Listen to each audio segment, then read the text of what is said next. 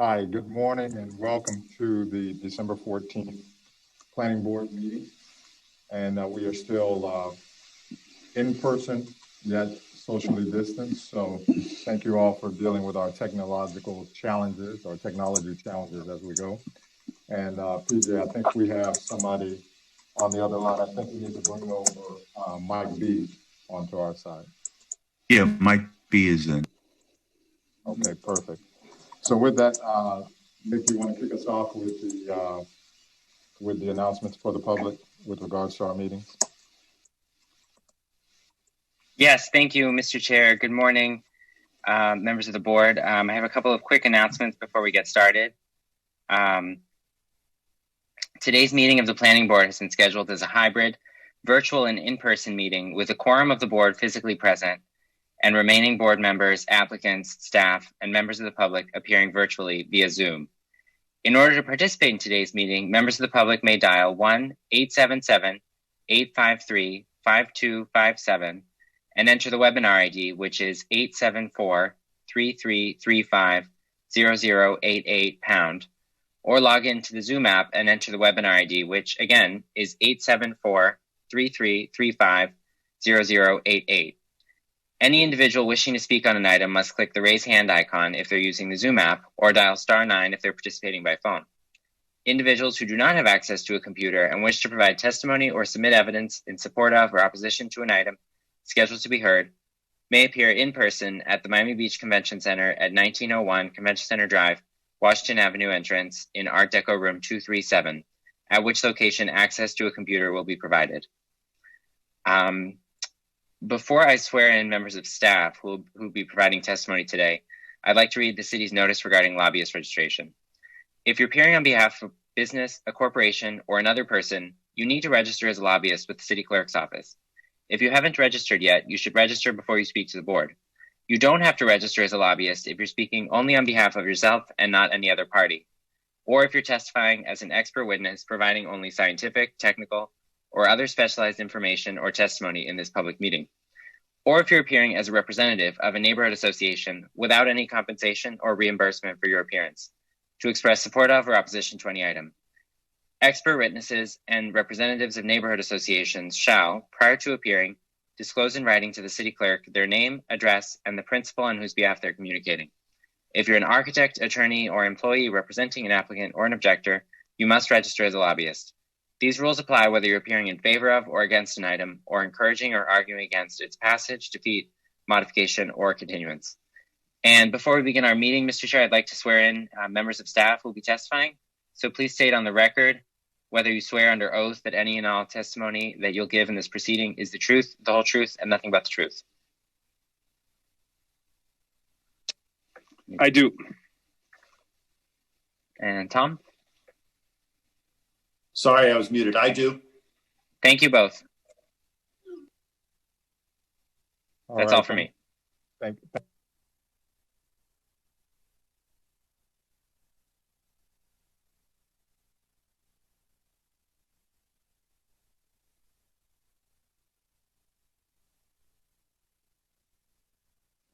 I think you're on mute. Okay, I'll move. He gets, yeah, I'll move.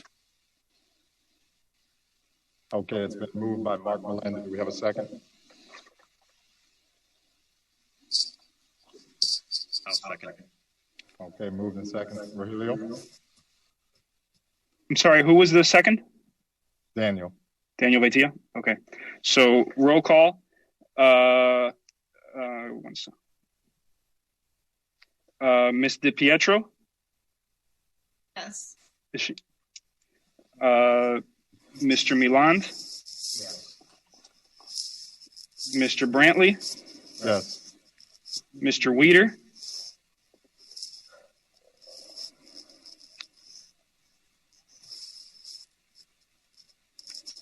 Mr. Weeder? I think you're on mute. Aye. Mr. Vaitia? Yes. Mr. Barano? Yes, please. And Mr. Jelpy? I think Mr. Jopi is absent. Yes, he's absent. Okay, motion passes. All right, we have three items that are requests for continuances. One that's been on here for a little bit, which is telecommunications ordinance, which I don't think is ready yet. Planning Board File 18-0244. Then we have Planning Board File 20-0398, which is 520 Lakeview Court, which will be continued if we approve. And Planning Board. I'm sorry? 389. I have 398, but 398 is actually being requested to be withdrawn. okay, so So that's a modification from what's in the agenda. okay, so that'll be withdrawn. Yes. So what we'll do is we'll take the two continued items, which will be Planning Board File 18-0244 and Planning Board File 20-0389. Let's go ahead and move to continue those if we have support for that. I'd just like to put on the record the Planning Board 20-0389 is being requested to be continued to March. Is that correct, Alejandro? The Planning Board 20-0389 is to March. Versus January.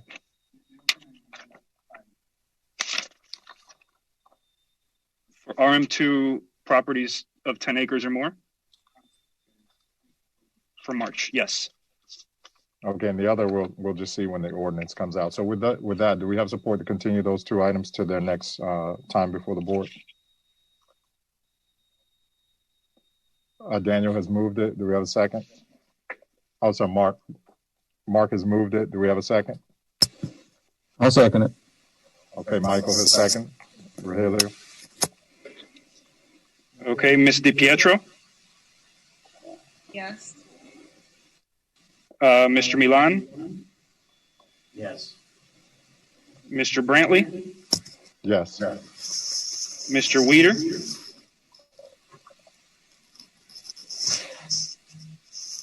Aye. Mr. Veitia,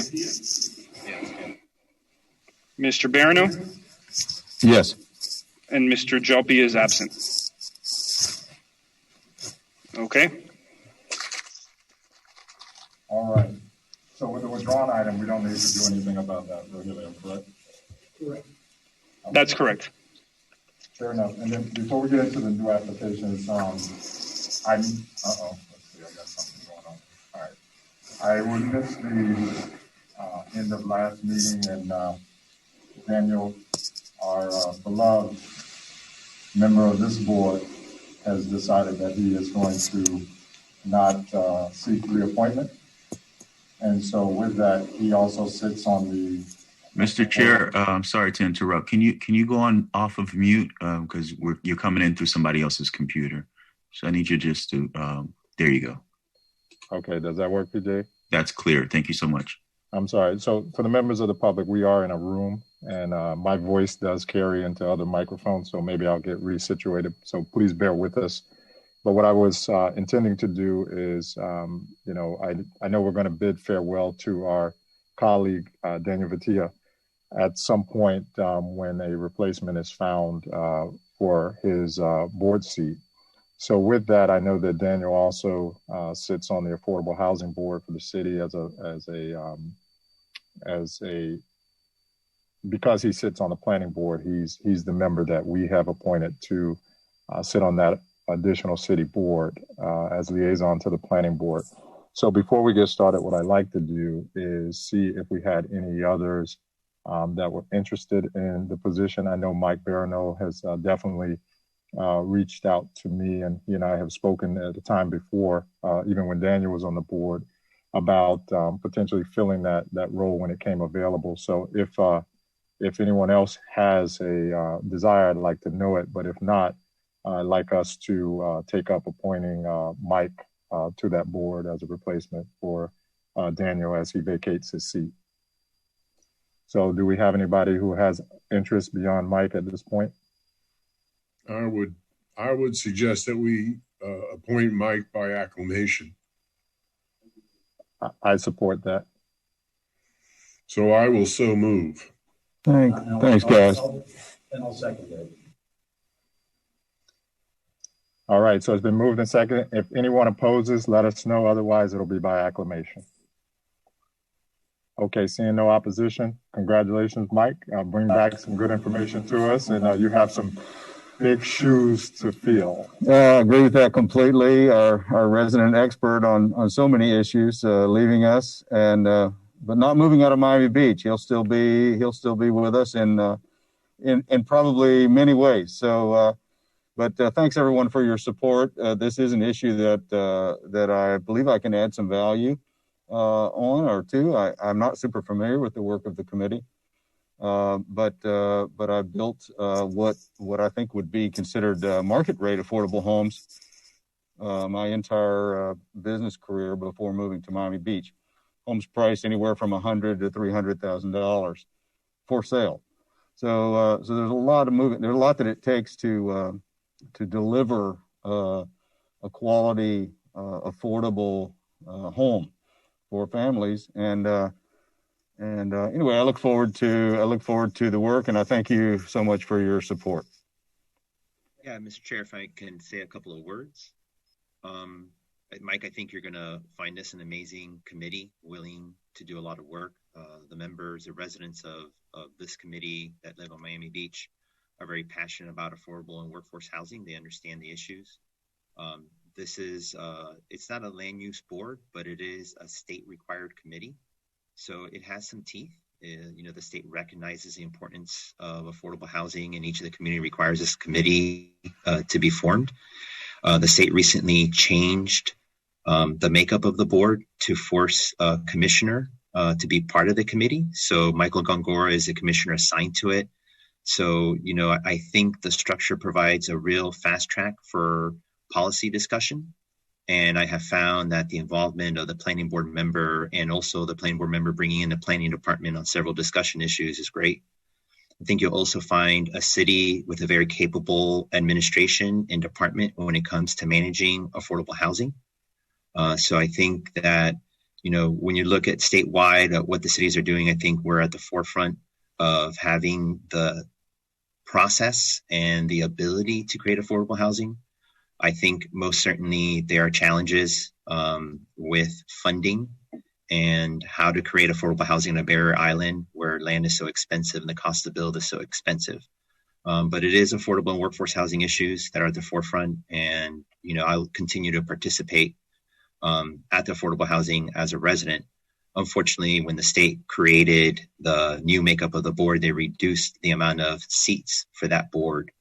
And this is actually one board where participation attendance is very high among some members. So it's already going to be very difficult for several members to not seek reappointment on that committee, given the reduced number of seats. But again, I do think the structure is there to advocate and bring to light the challenges with creating affordable housing in our city. And most importantly, the importance of a diverse community, especially here in Miami Beach. Daniel, may I ask you a question? What do you consider the biggest challenge, say the biggest two challenges in order of importance in the responsibilities that Michael is going to assume? Well, I think as a planning board member, you're certainly understanding the code and understanding what's available or what needs to be developed in the code to help develop workforce and affordable housing.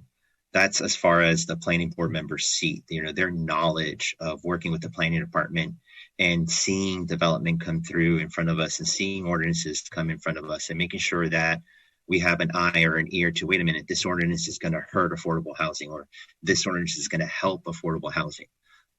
We often talk about parking and parking's important. I agree parking's important, but we also understand that when you're talking about certain demographics, especially those that meet the income levels for affordable housing, you certainly can look at the census and have a great understanding that those individuals don't own cars. So the cost of developing parking with a project increases the cost, and it makes it much more difficult to provide that affordable and workforce housing. So there's so many policy issues that can be discussed early on at the committee level before it works through commission committee, before it comes to planning board, before it goes back for first reading to the city commission. So I think being involved early on in that process and providing that feedback, I think is really important.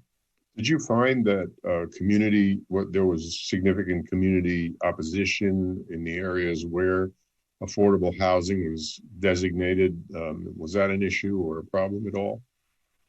Well, I most certainly think it always has been. There's a stigma, certainly. There are areas in our city where there are concerns about affordable and workforce housing, but I think that's mostly an educational outreach process.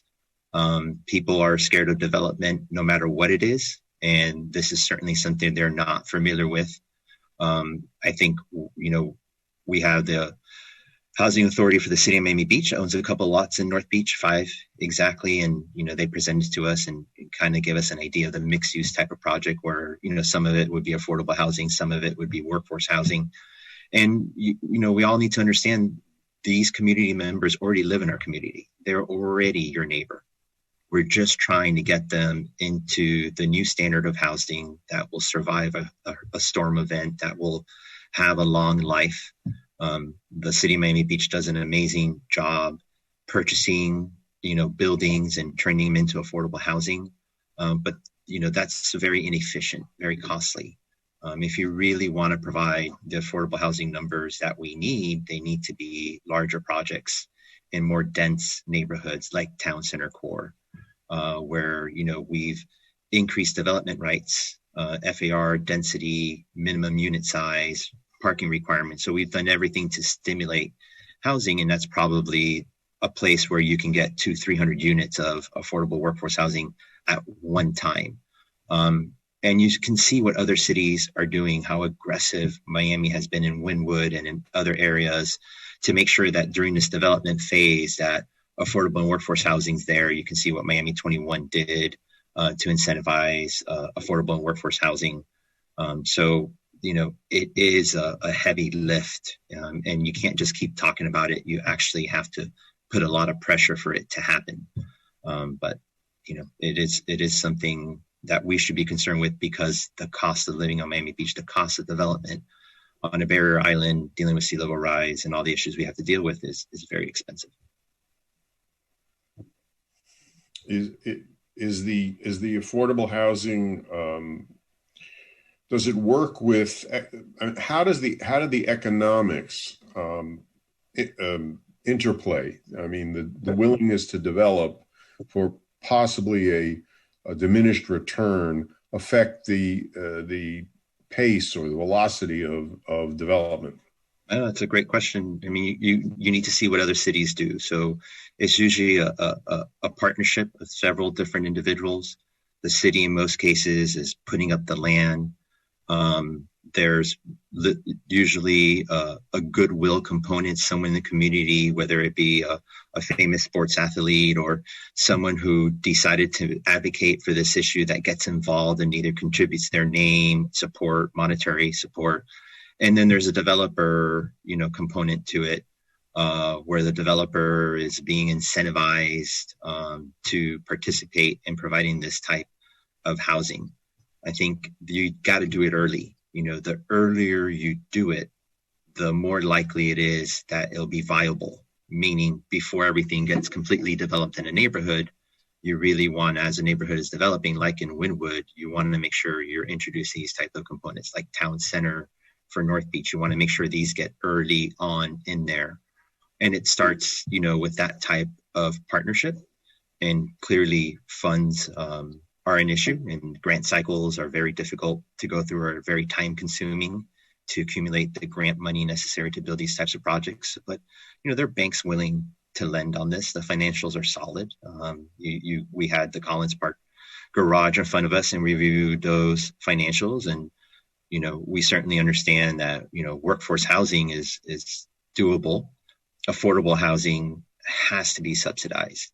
And there are many ways. Again, those density bonuses, we can't increase FAR, but density bonuses and other incentives that will promote someone to do workforce housing is a really good way to do it. That way a developer would be willing to do it because he's incentivized through certain code and LDR amendments. And we're going to miss you. We're going to miss you, Daniel. Oh, go ahead. Go ahead, David. I'm sorry. No, I just wanted to say that his knowledge of this issue is very deep, and I'm sure Michael's been listening very, very carefully. So, and I got his mobile number. I know where he's at. Yeah. I'm not going anywhere. I've been appointed to the plan. I know where he likes to hang out too. Yeah. So I can stalk him if I need to. Yeah, don't worry, guys. I've been appointed to the planning board on 4 occasions, total of 8 years, and several other committees I've sat with the city, and I have no intention to not be involved in any way. I just felt it's time for me to really try to do everything I can to help North Beach, and North Beach is in such a need right now, pre and post pandemic. We have 77 vacant storefronts. We have a lot of concerns that we need to work jointly with the city administration, the city commission and mayor, the community members, the property owners. There's still a lot of heavy lifting that needs to take place in North Beach. And I certainly expect the commission is going to appoint someone that can start the knowledge base. I have to benefit and thank the city administration and planning department who guided me through this educational process over the past couple of decades on planning, the importance of planning in our city. And, we're very lucky to have such a knowledgeable city administration and planning staff, professional staff that is there to help us. So, hopefully we'll get someone energetic on the planning board that can start their learning curve and their knowledge base on how important this land use board is to our city. Yeah, Daniel, get us some really nice deciduous leafy trees on 71st Street and Normandy Drive. Yes, sir. Yes. A lot of trees. We need trees there. All right. Yeah. All right. So we're going to North Beach, send your requests to Daniel. He's ready to receive them as a person not sitting in an official capacity in the city to be an advocate. So Daniel, thank you so much for your service, and you will be missed dearly.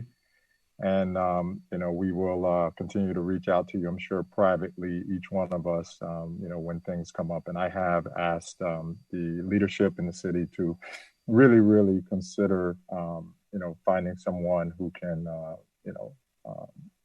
have some impact immediately on the board as they fill your seat. So with that, it will be a tough thing to achieve, but we will seek it anyway. And so with that, Rogelio, David had a lot of great questions about how equity is infused into affordable housing. And then I think his questions eventually will lead him down the path to talk about mixed income housing and how that whole apparatus and setup and deals are financed. And then the difference between what we're calling attainable housing and affordable housing, or workforce housing and affordable housing. So if we can get that on the calendar for January's meeting, that would be great. We're way overdue. I think we were supposed to have it this year as a discussion item, and we just weren't able to get it done. So please see if we can make that happen.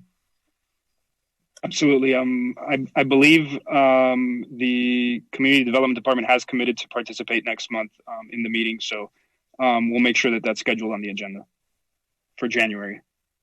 Perfect. Thank you. And then Rogelio is now our board liaison from the city staff. Michael Belushi has moved on to, I think it's DBR? Yeah, the DRB, the Design Review Board. DRB, I'm sorry. Yes. Letters confused there. But we wish him well, and we will miss him as well. But Rogelio, I think you'll be a fine replacement, and thank you for volunteering, whether it was by choice or otherwise, to serve with us here. So welcome aboard, and thank you for serving. So with that, thank you very much. Absolutely. So with that, we have 5 items today. Let's see how fast we can get through them. I would love to have a record time meeting. I've received some requests for some time management from members of the board. So with that, we have the first item, Planning Board File 20-0344, which is 1733 and 59 Purdy Avenue. You want to introduce it, Rogelio? Yes. Mr. Just briefly, the applicant of the file that was withdrawn, PB 20-0398, asked that I clarify on the record that there's no prejudice with that withdrawal because they will be resubmitting for the February meeting.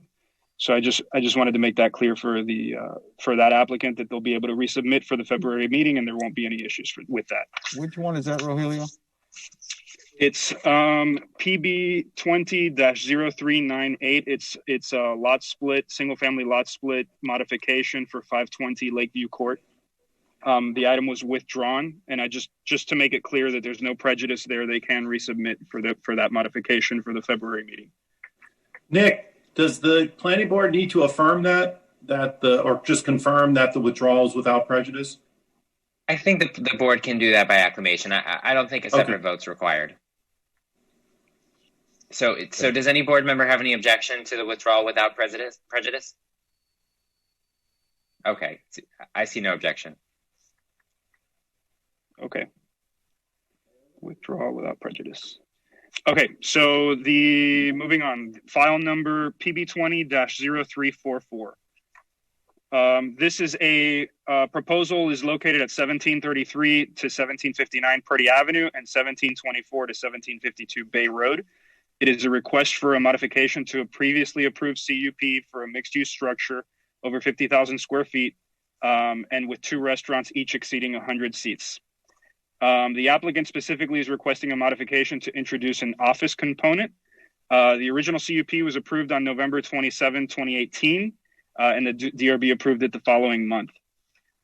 This site is located in the CD2 district in the Sunset Harbor neighborhood. As a result of being in the Sunset Harbor neighborhood, it has a prohibition on entertainment, and the neighborhood impact establishments are reduced to 100 seats and must have less than 199 people. And a floor area of less than 3,500 square feet. So the proposed modification reduces the number of restaurant seats from 296 to 238.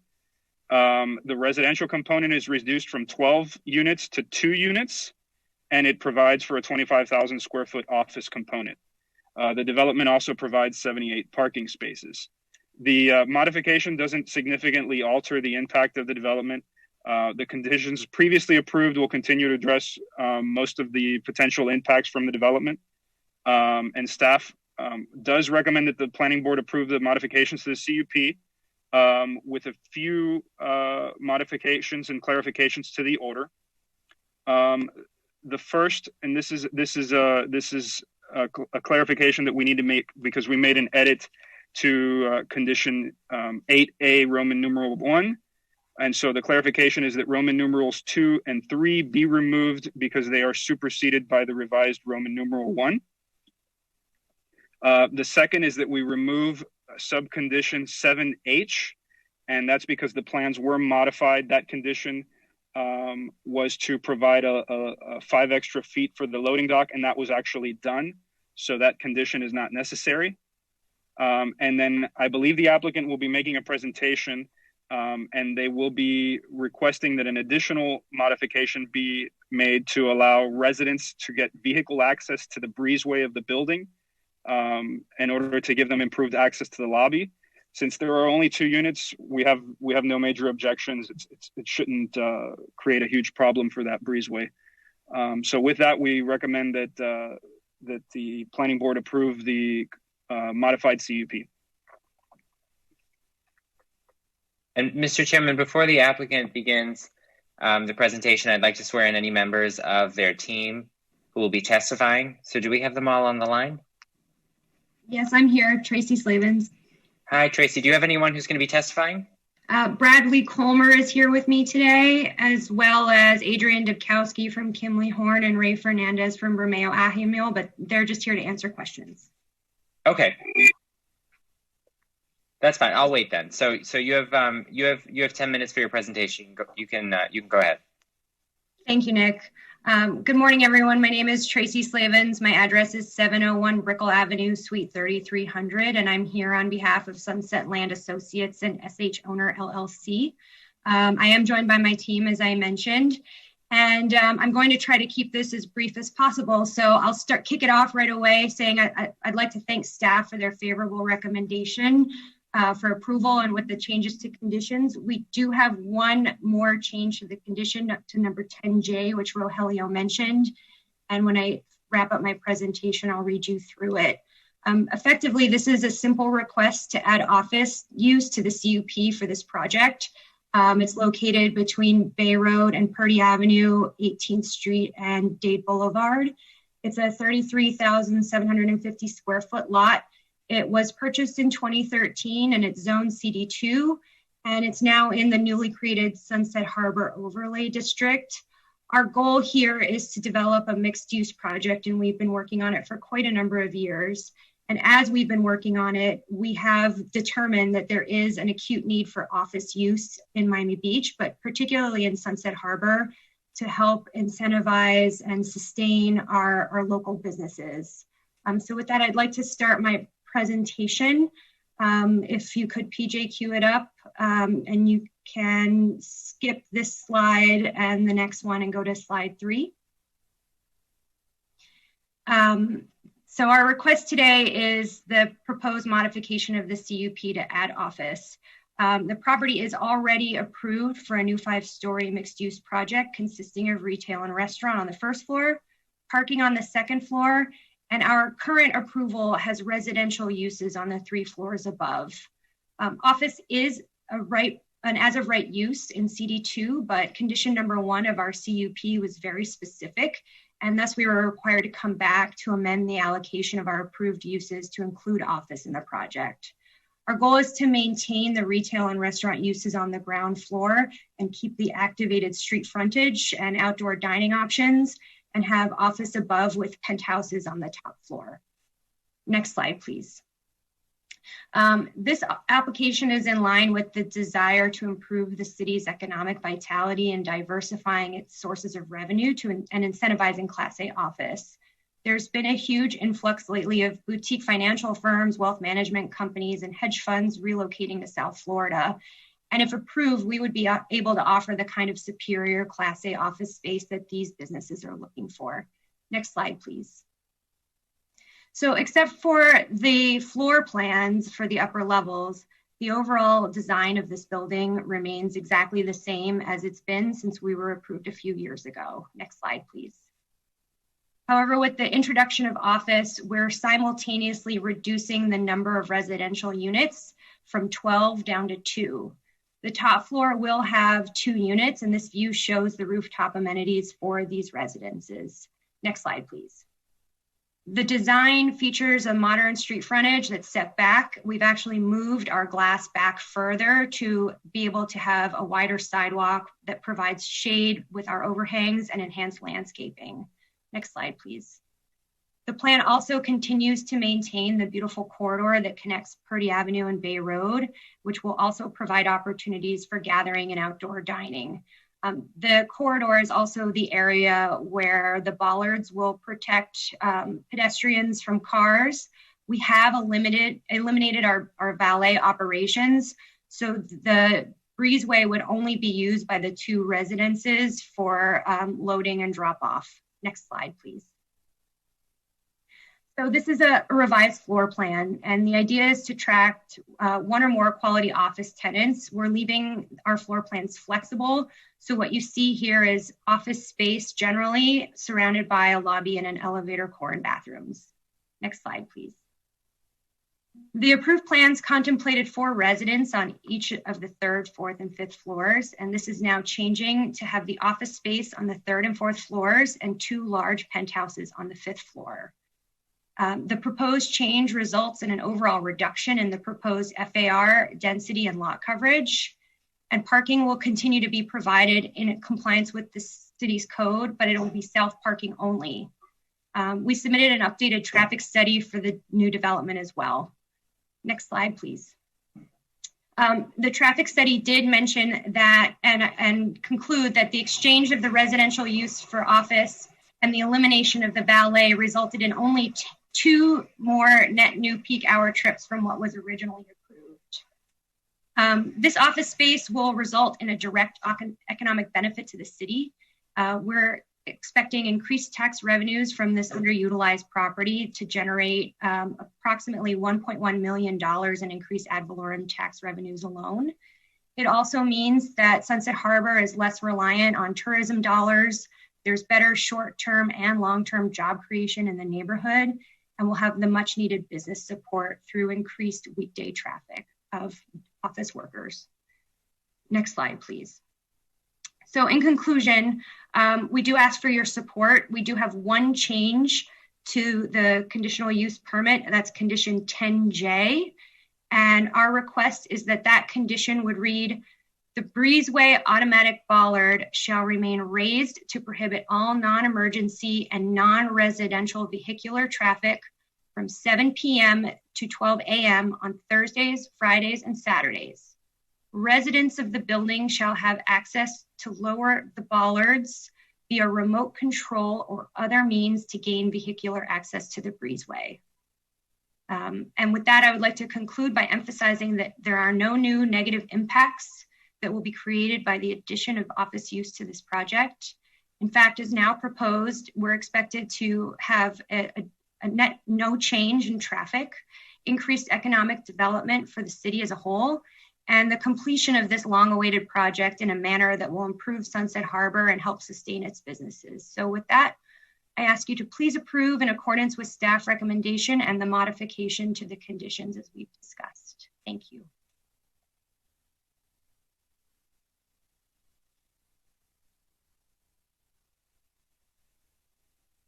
Mr. Brantley, I think you're on mute.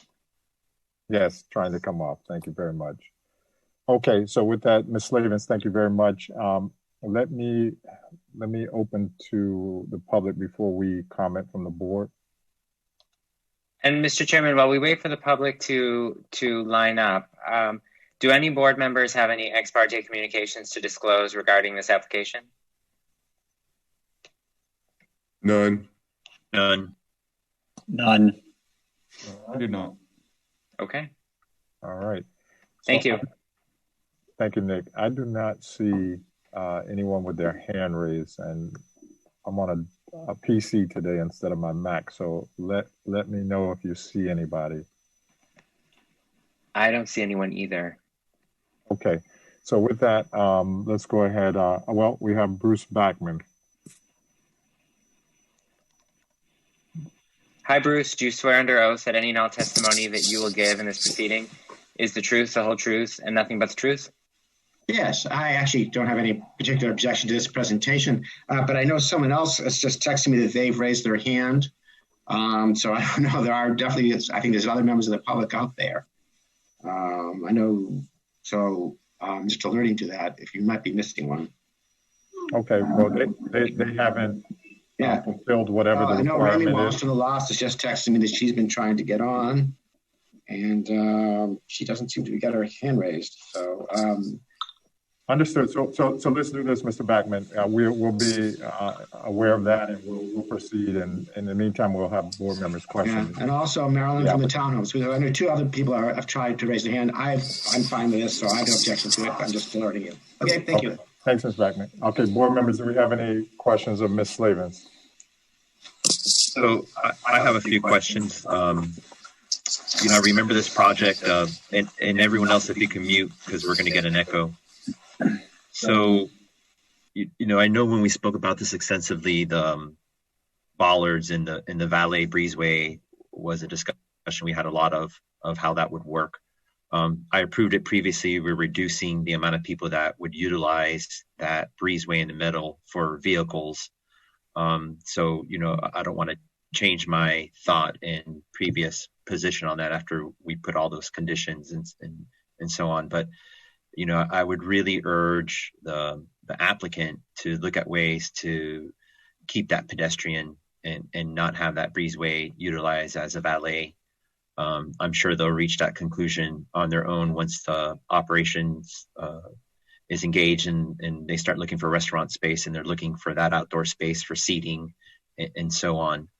I do want to discuss whether that valet operation, if we're going to leave that available for the office use.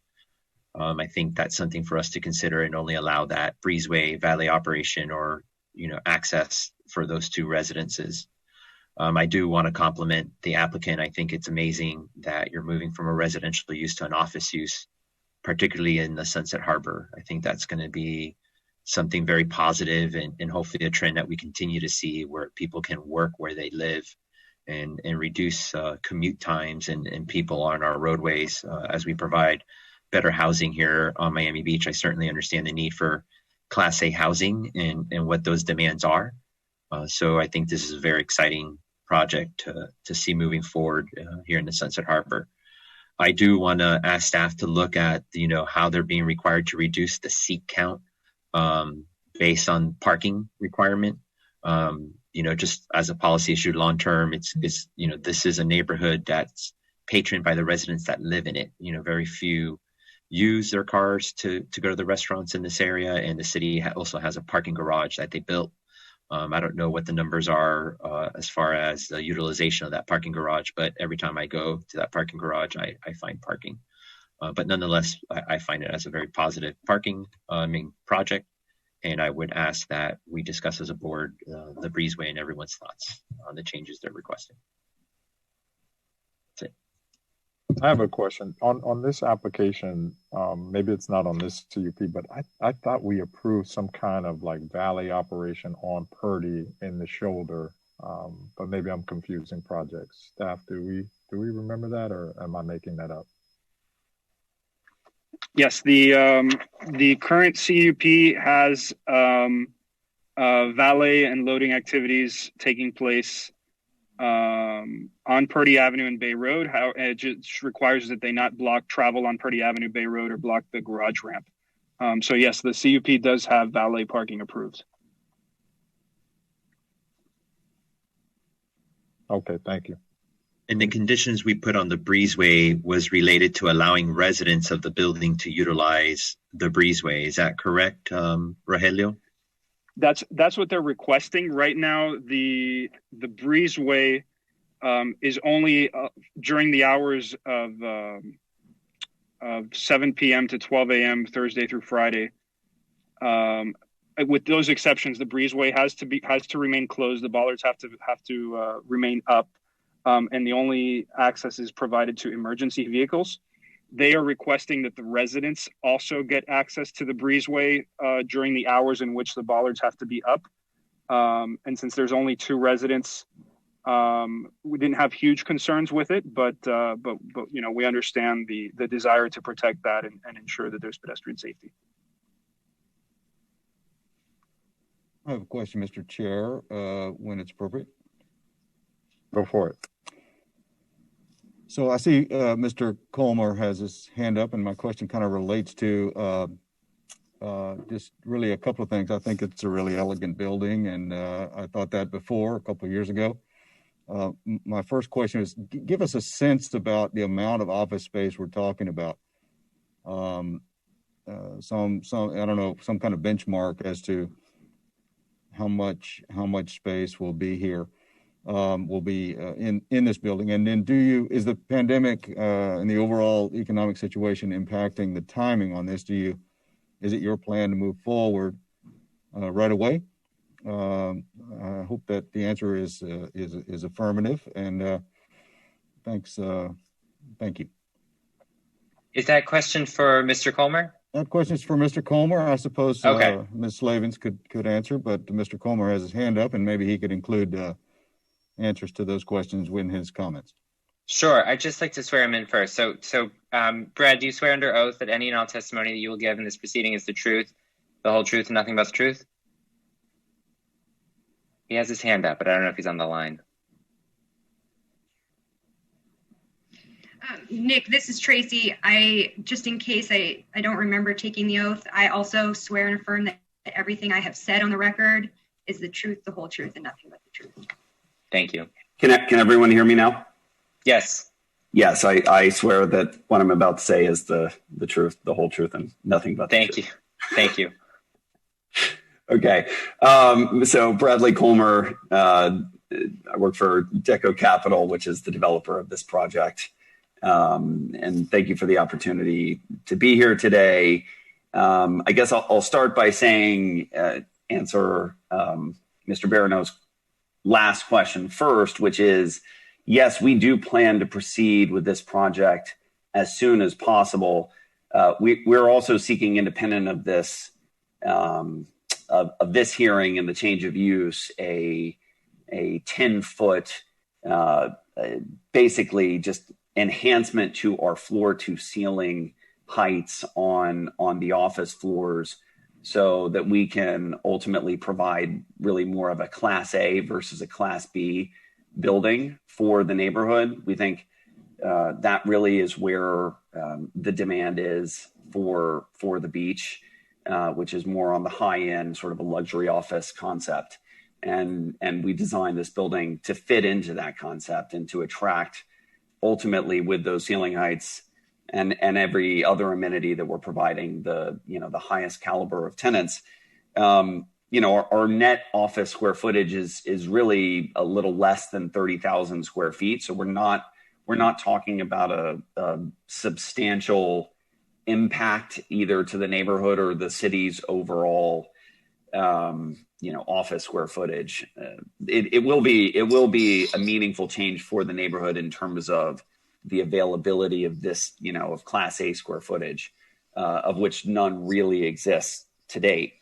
But I think this is something that is, from a location access standpoint, water views, amenities in the neighborhood, just checks a number of boxes, and we're big believers in what this product will be able to achieve in Sunset Harbor.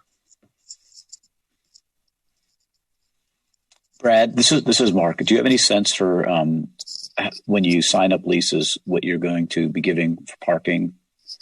Like how many per 1,000 square feet? Yeah, so we programmed, I think, 3.33 per 1,000 square feet for the office square footage, and so it will be at least three spots per 1,000 square feet for the tenants, which I think is probably right in line with what we see on the beach and elsewhere. Right. So you anticipate basically the people who are going to be using your parking lot or parking garage are going to be your office tenants and your residential folks. Correct. So there's also a few spots provided for the two residences that we have programmed. We really have, we programmed it as two, but we ultimately anticipate that will simply be one user, which is another reason that we went for that slight modification of the breezeway concept, because we're talking about ultimately probably just one penthouse user that will likely want to be able to access that breezeway and for drop off and other type of purposes. I wouldn't call it valet necessarily, and we don't anticipate using valet within the breezeway. That's not the concept. The concept is, if it's a rainy Thursday evening and somebody's coming in from the owner is coming in from the airport, they want to be able to drop things off or drop their family off and go park, that kind of thing. But yes, ultimately I think the restaurants and the retail will really be served. They don't, under the code, they don't need to be parked. And, as others have mentioned, those are more neighborhood amenities, I think, that will be utilized by the neighborhood and the residents of the building. Thanks. You were able to previously provide a larger parking count. You reduced it slightly. Were there changes to the plans that force you to remove that parking? I know you're meeting the code requirement, but are you trying to maximize the parking that you have inside the garage area? So I believe that was simply to accommodate the code calculation requirements for the office and residential uses. I don't think there was a meaningful change in the interior layout of the building that required us to reduce that parking. It was simply because we wanted to meet code, and if you exceed code, then you're actually counted as FAR, and so we didn't want to exceed the code required number. Understood, and I guess that was my point. I know there are areas of the city we made the exception to allow additional parking without counting towards FAR. And what led you to reduce the number of seats in the restaurant that you had previously planned? Well, that was also a parking consideration.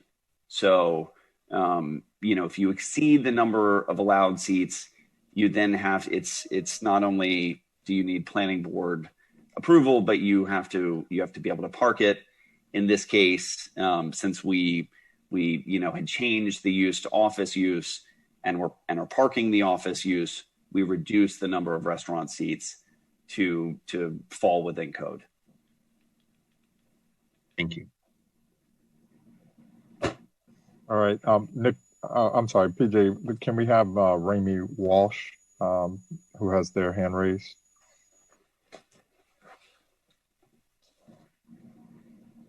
Ms. Walsh, do you swear under oath that any and all testimony that you will give in this proceeding is the truth, the whole truth, and nothing but the truth? Yes, I do. Thank you. You have 2 minutes. Good morning, everyone. My name is Ramey Walsh. I'm a resident at The Lofts, which is the property directly to the south of this proposed project. I am on the board and I participate in the Sunset Harbor Board as well. I'm going to try to touch on my points as fast as possible to stay within the 2 minutes. The first part I want to say is that The Lofts is excited to have an elegant project to our north as opposed to the horrible vacant lot.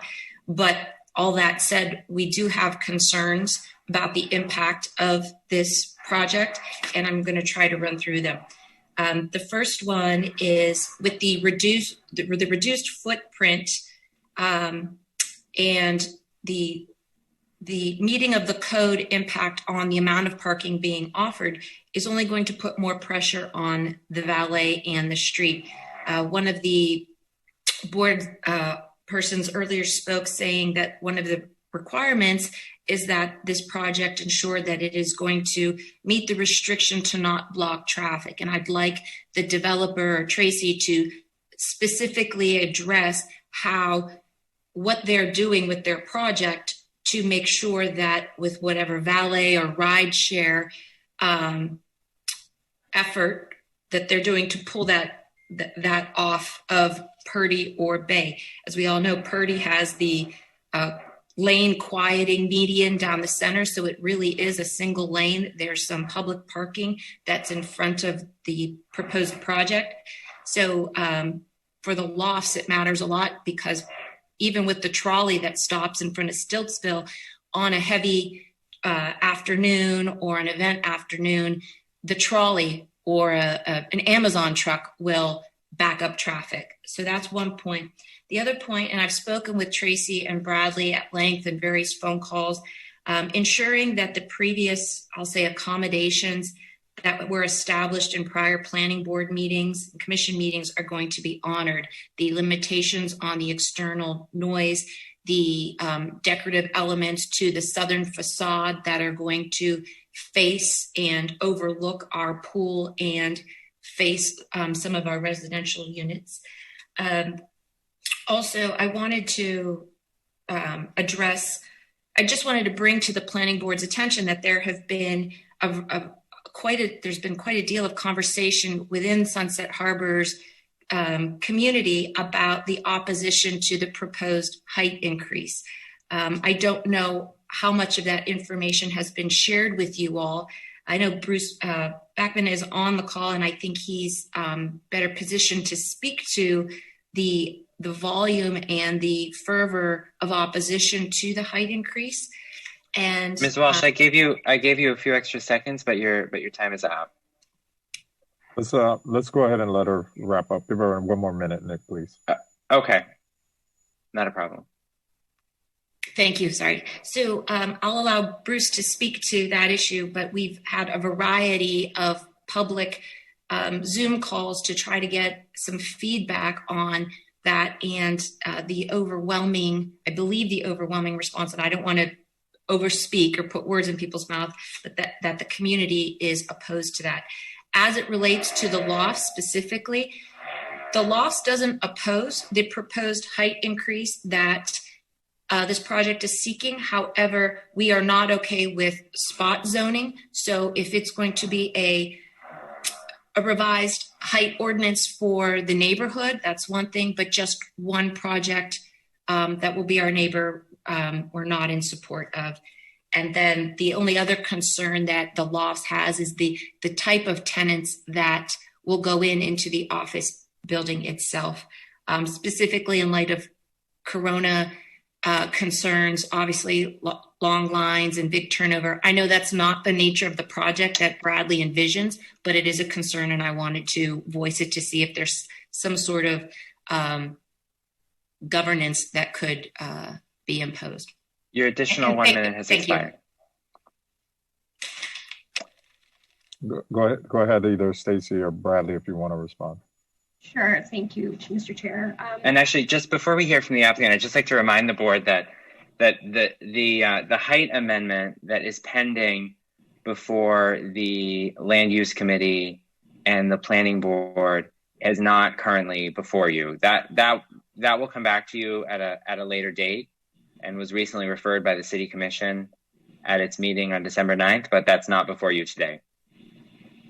Tracy, when you answer, would you share, or you or Bradley share, what are your current plate heights and overall building height, and what do you think you'll be asking for? I know the last time we talked about this over on Terminal Island, they were looking for 14-foot plate heights for a Class A building. Would you talk about that a little bit? I would appreciate it. Thank you. Absolutely. So first, thank you, Nick. Yes, the height issue is not a part of this proceeding. There is currently a plan, or the plan in front of you today had contemplated a 55-foot building, but then we had started the process to seek a 3-foot height variance with the DRB to achieve a 58-foot height.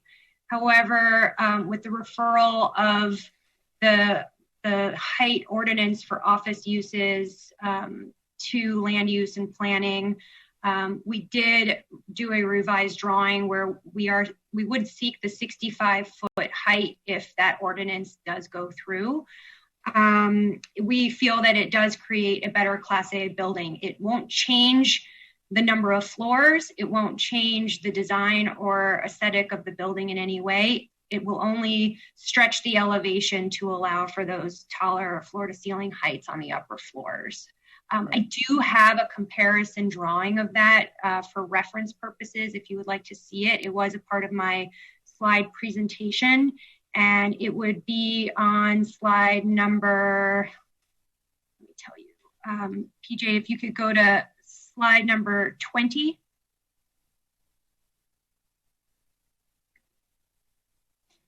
And while he's queuing that up, I'll answer Ramey's other questions. The first one relating to the other conditions in the CUP that affect the buffering and visual effects of the building with the loss. None of those are changing. We aren't touching any of the compatibility conditions that are in our CUP. You can go back to that slide if you want. I believe that was number 20 or 21. And then the next slide, this is number 12. If you could go to 20. There you go. Thank you. So this is a rendering for reference purposes of the conceptual design of the building at 55 feet on the left side and 65 feet on the right side. So as you can see, the scale and character of the building really doesn't change from the street level view at all. And in comparison to the Lofts building next door, which is a taller building and was originally approved with height variances, the building is still not out of line or out of scale at all with the roof line of the Lofts. It just does allow us to have taller ceiling heights on the 3rd and 4th floors. And to answer Mr. Barano's question, we go from 10-foot slab to slab, which really from a finished ceiling height perspective means you're at like 8, to 14 feet slab to slab, so that your ultimate finished ceiling height is closer to 12. It's a material and difference, especially for higher end tenants. And then her last question was relating to passenger loading. And our intent is to work with the city's parking department to create loading and drop-off spaces in front of the building where today there are existing parallel parking spaces. Since we do provide adequate parking within the building and there is plenty of street parking across the street at the park and in the Sunset Harbor garage, as well as street parking throughout the neighborhood, we feel that the existing parallel spaces in front of the building are better suited for our loading areas. So we will probably work with the parking department to take 1 or 2 of those for drop off. And to, you know, also address that point, we don't anticipate really that this is going to be, that there's going to be valet use at this building consistently. I mean, there's everyone can self-park, the residents and the office users. And so, you know, if there is drop off, that will be provided, as Tracy mentioned, that will be provided for off street on next to the building.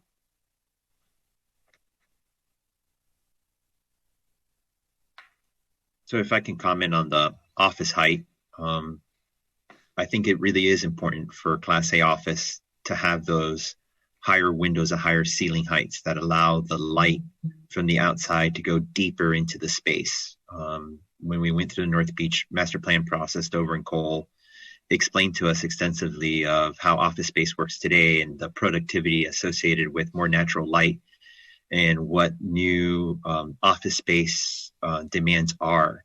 And at the forefront was that higher height. And the reason they provided was to allow that natural light to go deeper into the space where you can create a more productive office.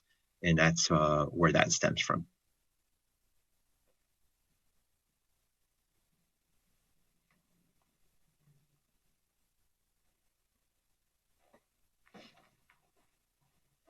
Okay, yeah, Daniel, and I agree. And there's lots of interstitial space that's in every building that does take up a little bit of your volume from floor to floor. So I think that helps them out quite a bit. But with that said, does anyone on the board have any additional questions? Yeah, I just wanted to clarify in my own mind the residential parking.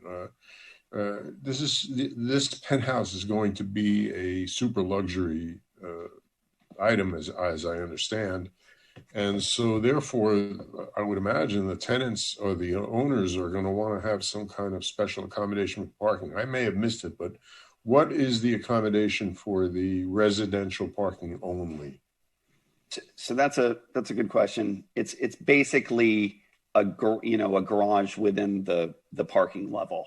So there's going to be gated access to that, the residential parking, which only the residents will be able to access within the parking level. They'll have their own entry to their own elevator bank, which is separate from the commercial elevator bank. I see. So they'll just be able to drive up to a spot adjacent to the elevators, which will take them up to their exactly space. Okay. Mr. Chair, I have a quick comment, and then I'm happy to move this if the board is ready. Hold your one comment, Mike. Go ahead, Mike. You go first. So yeah, I would just comment. There are a lot of folks out there. I understand clearly a lot of folks out there kind of have very fixed ideas about and negative opinions about height increases. I've always preferred a surgical approach on this. I believe that's what we're doing here. Assuming this does, I know we're not talking about height today, but if it comes back to us, I would encourage Sunset Harbor residents to look at this holistically. This is a very good trade based on the pictures I just saw. As far as impact to your neighborhood and the quality of your neighborhood and your quality of life, it's a very good trade that's being proposed, and I would encourage you to get behind it. I think a Class A building, as a builder, I was building 8-foot plate heights 30 years ago. By the time I finished my career as a builder, we were on single family homes. We were building 12 and 14-foot plate heights. So I can only imagine a Class A office building would absolutely require something more than 8 feet at this point. So anyway, that's it. So. Absolutely, I agree. Let's go back to PJ. Give me Miss Walsh one more time and give her a minute, Nick, please. Mr. Chairman, just so you're aware, each time we reopen the public hearing, I would recommend that we give the applicant an opportunity to rebut. The standard practice is the applicant presents, we open the public hearing, and then the applicant has a right to present a rebuttal under the code. But each time that we reopen to the public, we then have to allow the applicant to respond again. So it's your call, but I just want you to be aware we would need to allow the applicant to rebut once again. No, I'm clear, and it was my fault. I didn't close to the public, seeing no more questions. So since she has her hands raised, after her, we will close to the public. So just give her 1 minute because she may have something, and then we'll go back to the applicant, and then we'll see if we're going to have support to move the item. Okay, I'll set the clock at 1 minute. Thank you for the additional time. The only other concern that I want to mention is that whatever utilities, whatever exhaust stacks, whatever elevator components and features, the utilities that are installed for this building, to the extent wherever they're placed, that to the extent that they're placed along the southern facade, because it will be very near to the residential units above the third floor in the lofts, that the placement be camouflaged with some sort of decorative element, et cetera. That's the last point I wanted to make. I've shared this earlier with Bradley and Stacy, and they were amenable to it, but I wanted to make sure it was on the record. Thank you. Okay, thank you, Ms. Walsh. And seeing now no other hands raised, we're going to close the opportunity for the public to speak. Mr. Comer. I wanted to call you Bradley Cooper, Mr. Comer. I'm sorry. But Ms. Comer and Ms. Slavens, do you have any response to that, to Nick's point? I imagine not. No, we will agree to do that. Okay. So with that, back to the board. Do we have support for the item? Anybody else want to speak before? Just do we have any concerns with the use of the amended condition that Ms. Slavens proposed for the breezeway in the hours of operation? Daniel, I'd like to just. Could you specifically mention again what your concerns are? I'm not sure I understand them. The valet's been eliminated, right? My apologies for using the term valet. It is really residential drop-off. It's diminished a little bit. We only have 2 residents there looting. It might only be 1 that would be allowed at will to utilize this breezeway as a drop-off. I would urge the applicant to understand the value of this breezeway as a pedestrian plaza, as a place to set up tables and allow for pedestrian use. And if at any moment in time you're going to allow vehicles to utilize it, that means that you have to keep it open. Again, not terribly concerned, but for the success of this neighborhood, the walkability of this neighborhood, the fact this breezeway connects one side to the other, I just want to make sure we're aware of what they're requesting and that we deliberate on her request. We approved it previously, allowing that with bollards for certain times, and we should just consider whether or not that's something we want to continue allowing. It's my understanding that they're going to have private parking immediately adjacent to the elevators that go up to their apartment. Probably be easier for them to just drop their stuff at their parking place. I don't understand the need for a drop off if they have elevator access directly to their apartments anyway, and there's not going to be a valet. So what's the necessity for that? So I'm going to say that I'm in support of allowing them to have this as a CUP item. If it becomes something that we need to call them back for, we can address it then. I think that the reduction in use by very few tenants doesn't really bother me. I believe there's going to have to be some kind of access control in order to do that. And I think what happens when you have this kind of vertical living, your parking space may, even though it's next to the elevator, may not be exactly next, and you might also need some help at the ground, with whatever you might be bringing in to offload. And so I think it's more of a convenience factor for, users. So I'm okay with it personally. But you have to balance that against the pedestrian access. This is only two, just, very minimal number of people who are going to be using those apartments. So it seems to me they're going to have that access, and the access could occur right in the parking garage. Less disruptive.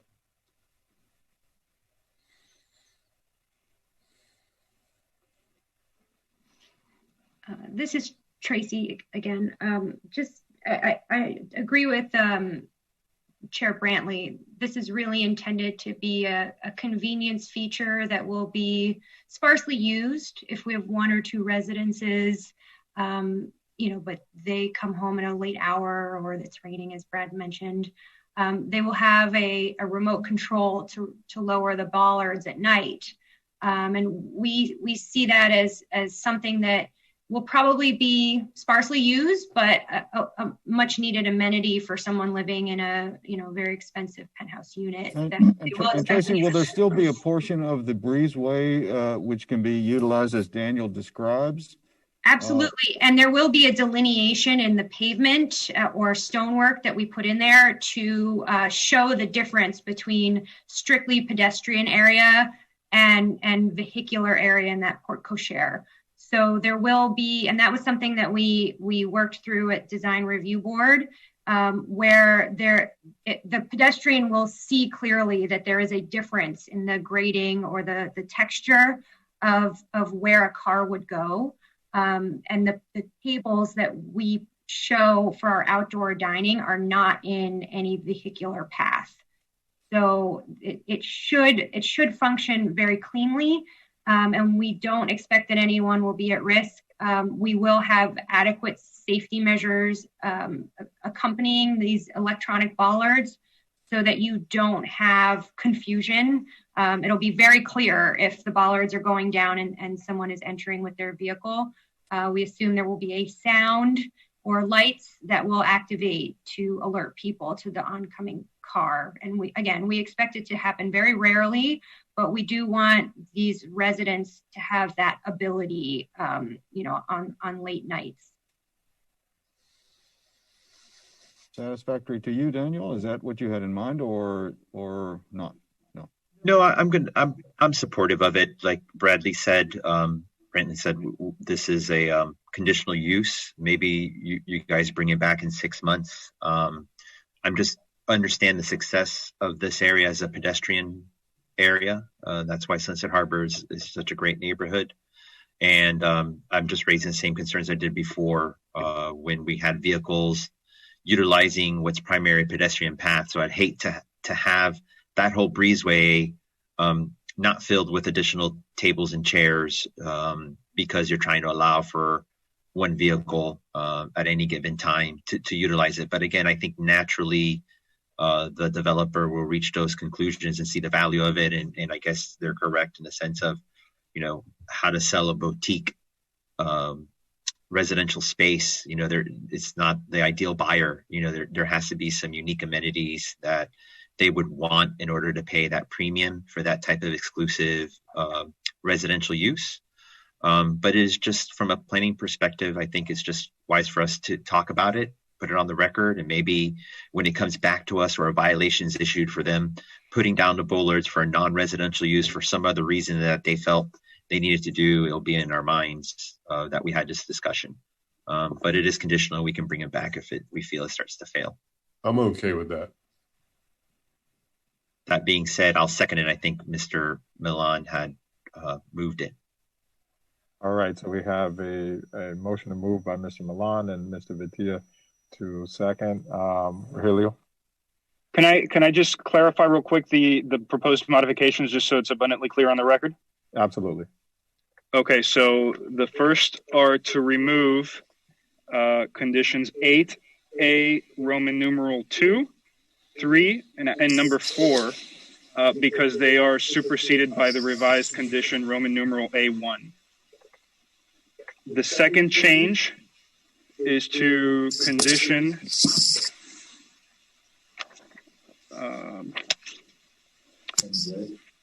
7H, and that is to remove the new condition 7H related to the extra 5 feet in the loading area because that was already addressed in the plans.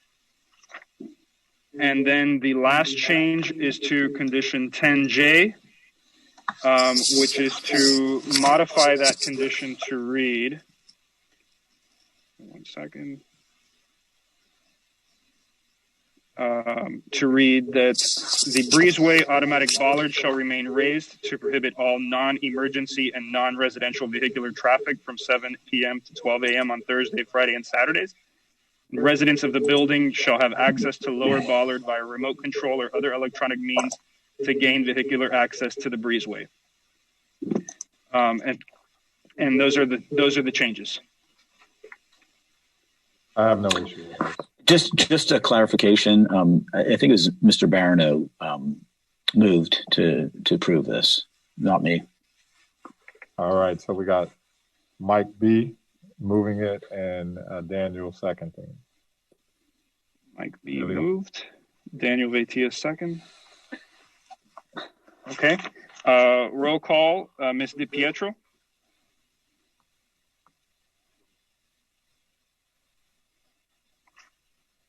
Yes.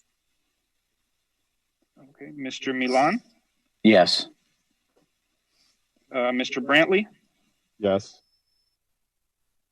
Mr. Weeder. Aye. Mr. Vaitia. Yes. Mr. Barano. Yes. And Mr. Jalpi is absent. The motion passes. Thank you. You're welcome. Good luck to you guys. Thank you, everybody. All right, let's move to Planning Board item 20-0377, 1600 Alton Road. And I believe this was we did an ordinance on this one already. So this is what, a CUP, right? Correct. Okay, really. This is the CUP. Okay. So this is file number PB 20-0377.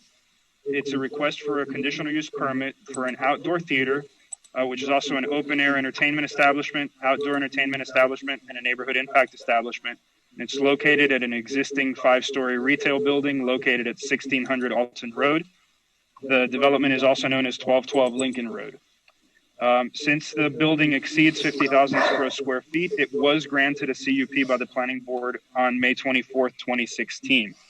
And this proposal would be subject to the conditions of that CUP, in addition to any additional conditions in the CUP that the Planning Board may approve today. On September 16, 2020, the City Commission approved ordinance number 2020-4358, and that authorized outdoor movie theaters on the west side of Alton Road. That ordinance contained many safeguards and conditions to ensure that surrounding residences are not impacted by the outdoor theaters. This includes, the main one is that audio for the movies is only through headphones. It requires that the theater fronts Alton Road so that lights do not impact residential buildings on the front West Avenue. It requires that there be a limit of one screen. Requires that they cease operation by midnight on weekends and 1 a.m. on weekends, that there be no more than 3 showings per day, and that any music not exceed ambient levels. So these conditions and others are incorporated into the draft order. So the proposed theater, in this case, would contain 179 seats for the cinema.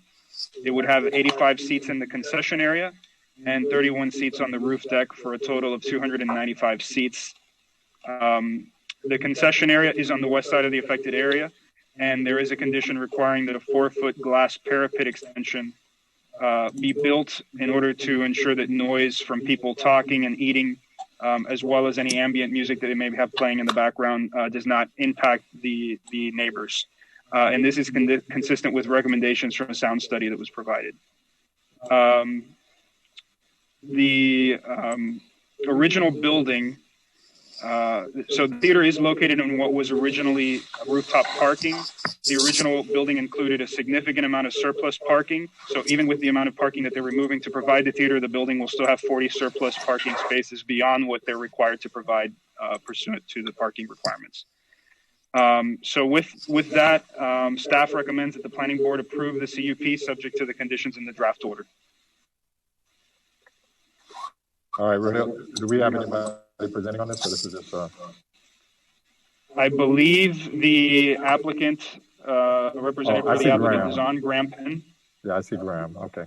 Go ahead, Graham. Graham, before you begin, are there any members of your team that I should swear in? We're going to attempt to deal with this only with me. So I have other Okay. folks here, but I'm going to keep them in reserve for sake of speed. So I'm ready to be sworn myself. Okay, great. Do you swear under oath that any and all testimony that you will give in this proceeding is the truth, the whole truth, and nothing but the truth? I do. Thank you. You have 10 minutes. It's good to hear everyone again. If we could put my slides up, I'll take us through this quickly.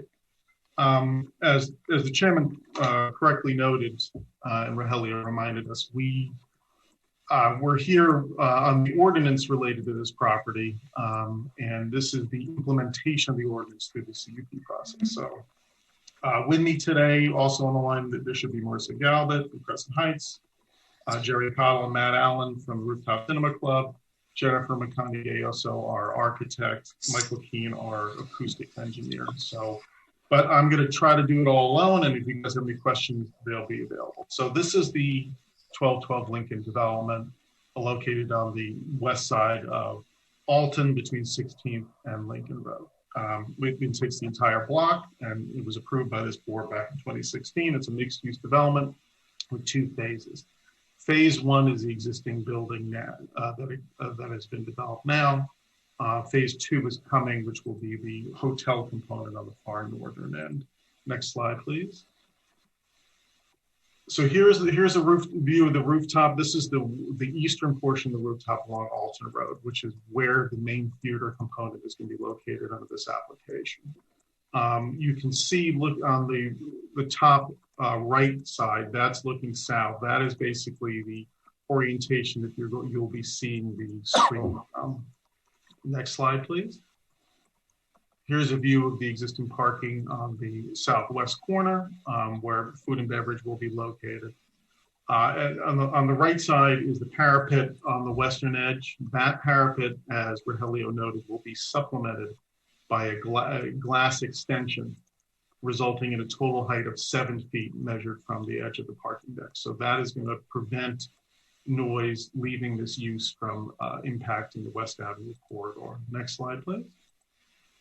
So here's a rendering of the proposed use, looking west, showing the entire building. So you can see that the screen will be oriented north to south on the eastern edge of the roof deck. So that means it will be pointing north, which was a provision in the ordinance to make sure that we were not putting light into anyone's eyes.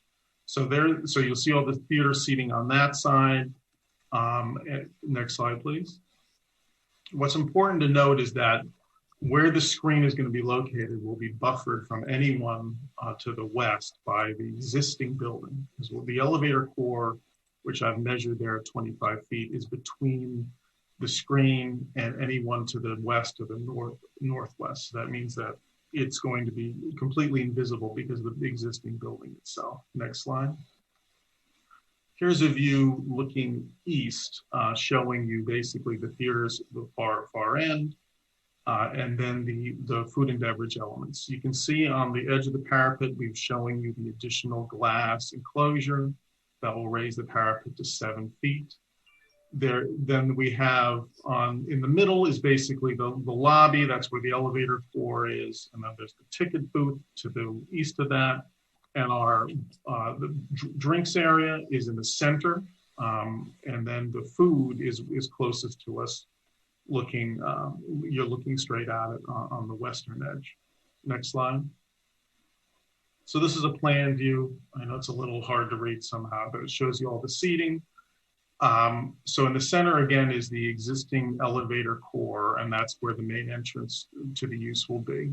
So most folks will come out of the elevator, make a right turn, then you'll have the ticket booth, which will be on your left. Straight ahead will be the drinks area. Around the corner is the food, and of course, the theater element is to your left. Again, as the ordinance requires, we push the food and the beverage areas, the bar counters as far to the east as we possibly can under this design and still make it function properly. Next slide, please. Just a couple of renderings showing you the structures we have there's the food structure, and then there's the drink structure, as well as kind of the storage areas for the materials. That's the seating, those kind of foldable seats that allow us to move them as necessary they will be useful for social distancing during the short term, but also for moving and cleaning. So we are required to keep the seats there, except for moving them for cleaning purposes, to ensure that the use will remain a theater. Of course, that is the biggest concern we've heard throughout this process, and that's why there are so many protections in the ordinance that are implemented through this CUP in ensuring that this use will be a good neighbor. Next slide. So I'm going to go quickly through the operational details. A lot of these were in the ordinance, and they're been implemented here. No music above ambient level. All theater sound must be through headphones only. Next.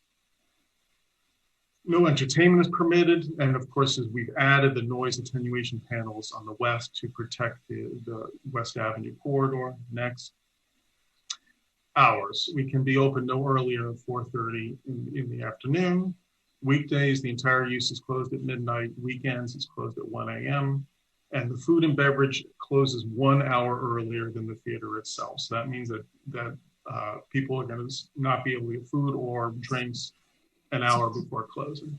Next.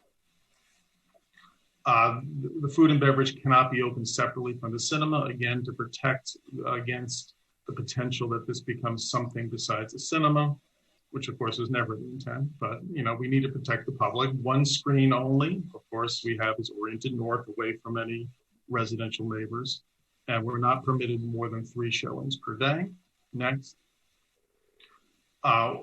As Rogelio indicated, we had a traffic study done to analyze the change by TrafTech to the initial work on the project. This development change, including the changes that have been made subsequent to the CUP regarding the Citizen M hotel component, will result in a total of 12 additional PM peak hour trips. Very minor, invisible basically. Next slide. We also had a sound study done by the aforementioned Michael Keene of Keene Acoustics, and he has concluded that the impact of the use will have a negligible effect on the overall soundscape because of the operational nature and the additional attenuation we've done. And that typo that's on this slide is mine, it's not Michael's, so I apologize. Next slide. So this is in your package too. We've provided some recommendations from other places where this use, the Rooftop Cinema Club, has been open for years. They've been in existence for a decade at this point. And I wanted to point you to one because I think it's important. Next slide. This is a letter that's, again, in your package amongst others regarding the use in Los Angeles. And basically, this is a letter from our neighbor noting that there have been no complaints regarding the use for the last 4 years of operation. Next slide. So and this is where that cinema club is located vis-a-vis a residential use, literally right below it, right? So that is 2 minutes remaining, just so you know. Right, I'm almost done. And so that gives you an indication again of how good of a neighbor this use has been and will be here. So, and this of course has none of the attenuation that we're proposing in this application, because again, those residences are right above this. So none of the additional over and above restrictions that we've agreed to in this application are present in Los Angeles. So next. And that is the end of my presentation. Again, we're here for any questions. We can take you through the plans if you need to, but we did chew on this fairly well during the ordinance process, and this application is consistent what was discussed during the ordinance review and goes beyond it in ensuring the compatibility of these uses with the West Avenue neighborhood. We started this process before COVID was an issue, but I think, as we said at the time of the ordinance, it has become even more valuable in the time of COVID to have people being able to be outside, enjoying a movie, socially distanced from one another. We think it's going to be a great benefit to get people out to the movies again and out enjoying themselves while we slog through the remainder of our COVID-19 experience. So With that, we're here for any questions. And of course, I'd like to reserve time for rebuttal. We'd ask for your approval as drafted today. Mr. Chair, I have a clarification before the public speaks, if that's okay. Absolutely. Nick, are we modifying the original CUP on this in this situation, or are we issuing a new CUP to a new applicant? What are we doing?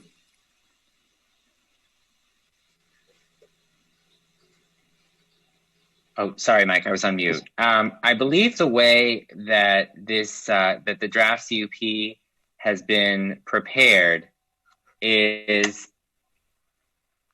it's a new CUP. We prepared this as a new CUP because even though there is a CUP for the existing project, this CUP is really specific to the outdoor movie theater operation. Okay, I asked because some of the letters we received, I say we, some of the letters I received, I'm assuming the rest of the board did as well, related to items within the building, but not necessarily the movie theater. So that's the purpose of my question. So. Okay.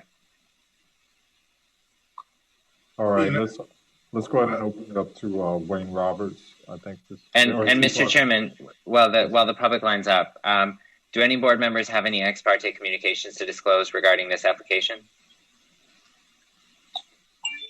Penn reached out to me, but we were never able to connect, so we didn't speak about the project. I believe Okay. I believe I received an email, but I didn't communicate a response. None here. None here.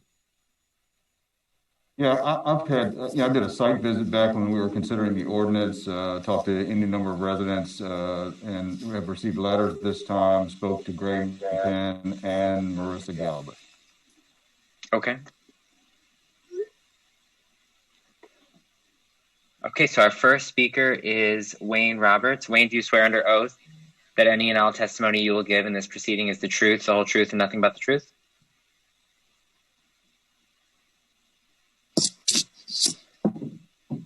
I do. Thank you. Thank you. You have 2 minutes. Ladies and gentlemen, I was young once, and I remember, hanging out at rooftop bars, and I love it, right, as a young guy. And I love the concept. I'm just concerned that, in planning, Alton Road has been a residential focused sort of commercial property. And it seems like everything is moving west.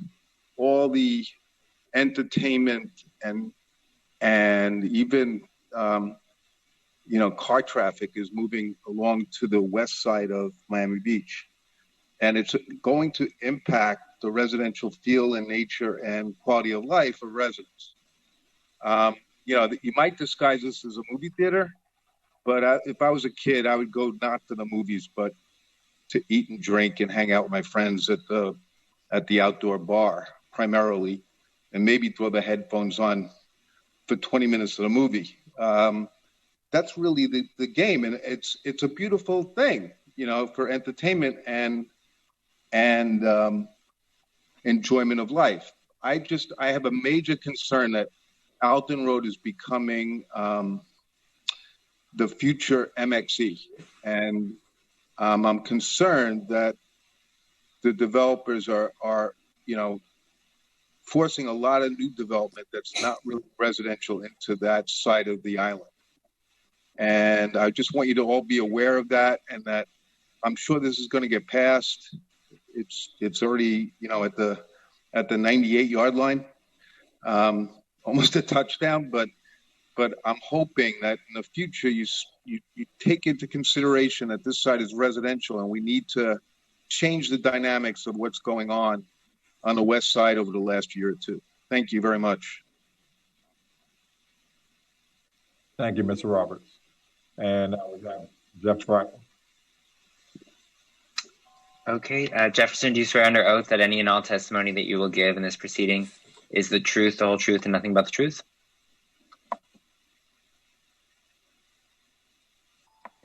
Yes, thank you, Nick. Thank you. You have 2 minutes. Wayne said it best. It's a touchdown. This is such a great way to activate this rooftop. I believe that due to all the community engagement, which there's been a lot of, we've ended up with a better project and a great neighbor, being Rooftop Cinema Club. All the community groups had their opportunity to voice their concerns. And that's where I'm very pleased that the developer has addressed all these concerns. Everything that was brought up, such as noise, location, light, operational details, really all the nitty gritty. Even the number of showings has been addressed. And I really do commend the operator for remaining committed to bringing this exciting amenity and activity for our residents to enjoy safely outdoors. It's just so valuable to the community during these times. So please approve. Thank you all. Thank you, Mr. Bracken. All right, seeing no other hands raised from the public, we'll just give a few minutes there, but go ahead, any board members that have questions of the applicant or regarding the CUP. Well, I'll just make a couple of statements and get the conversation started. I'm not sure there's much to talk about. I think I would applaud everybody from the applicant to the mayor and commission to this board, everybody being open-minded about something kind of brand new to our city.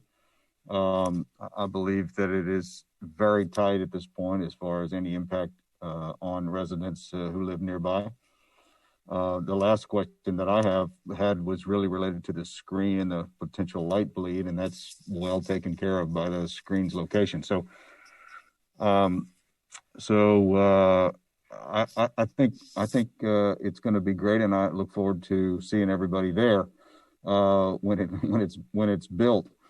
I would like to ask the applicant, related to when I did the site visit back back a few months back, I guess maybe even over the summer, there's some equipment there that makes a lot of noise that has a real negative impact on the folks who live close by. And I believe it's a plan to add doors to those equipment rooms. I don't know where that is in the process. I don't know if that was a part of the original CUP. But I would like to follow up on behalf of those residents who wrote to us and the planning board and make sure that those noise concerns and those nuisance concerns are taken care of. Based on what Nick said a moment ago, I don't believe it's really appropriate to add it into our approval today necessarily, but I would like to ask the applicant and or the property owner, to work and try to get those concerns taken care of. And I can address that, Mike. Graham Cunningham. I understand that the concern that we had heard, and we've heard it again, we spoke to WABNA's board, I think last week, was there was equipment not on the roof, but inside the garage. There was a pump room that was too loud, in people's opinion. That's what I remember, and it is incredibly loud, and I can see how it would bother folks greatly who live nearby. And but a couple of doors, a set of doors, and the problem is resolved. It's pretty easy to take care of. And I've reconfirmed with Mr. Galvin that we are fully enclosing that area, so there will be enclosed. So that issue is being resolved. I have a comment. I'm not opposed to the project. In fact, I wish them well. I think it's well thought out, and the idea of open air cinema with headphones, etc., has a certain allure to it. My concern is that after people do it one time, they're going to probably ditch it and stay home and watch their big screens, because I just don't see a big future for the movie business. But Mr. Galbert and his people are much better business people than I am. I'm concerned about the movie industry, even after the pandemic, having been completely transformed into a horse and buggy enterprise. Mm-hmm. I think, I'm worried about the future of the Regal Cinema. I remember when it went up, it was so beautiful and people loved to go there, and now they're closed, I think. And I don't know whether they're going to reopen after the pandemic. The theater chains are now, Warner Brothers is now releasing all its new releases directly to Netflix and Prime Video and all the online streaming services. And I'm just wondering about the wisdom of this business being able to succeed. I hope they do. I don't have any. I think it's after the pandemic, people will want to go out there and mingle. And so, like the gentleman said before, he'd put the headphones on for 20 minutes and then take them off. And so I just don't know. I just don't know how many legs this is going to have. I mean, I'm not opposed to it. So sure. What I would say, David, just briefly, is that the business model is not to compete with the Regals and the AMCs of the world. This is more of a curated experience where a lot of the movies are older, as in making it a event for the family, for example, to go out and see a movie from the 80s that the parents loved with the kids.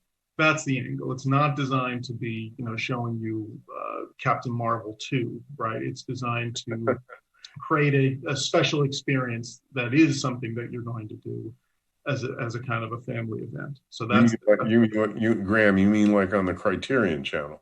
Yeah, exactly. More of a, again, a special event kind of a thing for folks. So that's the idea. And they've been super successful, for 10 years at this. I understand that, the market's changing, but that's not who they're competing with. Yeah, listen, I think it's, innovative. It doesn't seem like it's going to detract too much from the neighborhood. It's just, I'm just skeptical about, I hate to be the cold water guy, but I'm just skeptical about the possibility of this thing succeeding for very long. And so I hope they do. I mean, I think it's great. I want to see Lincoln Road reactivated and that area. And it's a very nice idea. I just don't know, I guess, whether it's a horse and buggy enterprise or not. So anyway, good luck. Penn, are you going to have the ability to put up awnings to protect your customers from rain? I think, well, as to the actual theater itself, no, there's no proposed awnings there. So it's going to be seasonal in that sense. That we're not going to be, if it's going to be pouring rain, you're not going to be able to do it. But I think we show on the plan, umbrellas around tables of the eating areas, but there's no plan to fully cover the theater seating. So no hurricane parties? No. All right, we have one member. I wanted to allow time for the public to, line up, so to speak or queue. We have one telephone number ending 5795, and after that, we're going to close the opportunity for the public to speak. I think we've given enough time. Good morning. Can you first identify yourself and then I'll swear you in? Yes. My name is Mark McNair. I'm calling from 1601 West Avenue. Hi, Mark. Do you swear under oath that any and all testimony that you will give in this proceeding is the truth, the whole truth, and nothing but the truth? I do. Thank you. You have 10 minutes. 2 minutes. I'm sorry. Okay, 2 minutes. 2 minutes. It'll be less than 2 minutes. I just have a concern and a comment because I've lived here for 13 years and I didn't notice that on September 16th, they had the meeting on 2020, but I did go to many of the planning board meetings, a couple of them. I'm just concerned of the owners keeping their word. In the past, we were promised some things and they did keep their word on a few, but in the past, Marissa Gelbert was corresponding with a fellow board member and she promised to do a couple of things and it never came through and they've kind of ignored us, the Fontana board. So I'm just wondering, I think it sounds great and I myself will probably go, but I'm just worried about them keeping their word. It's pretty much I and the board members. And that's pretty much the only. Got it. Thank you, Mr. McNair. So with that comment, and Graham, you can respond. But what we have before us today is to hold the applicant accountable to the CUP and the conditions here. But go ahead, Graham. That's all I would respond to, Mr. Chair. I say we don't have to worry about someone's promise. You've got a very lengthy order that this board can enforce. So that's part of the reason that the CUP process was required as part of this new use, so that this board could ensure that the promises made would be kept. So that's all. You have, again, a lengthy list of conditions in your order that have been agreed to, that are enforceable by the city. So again, we'd ask for your approval this morning.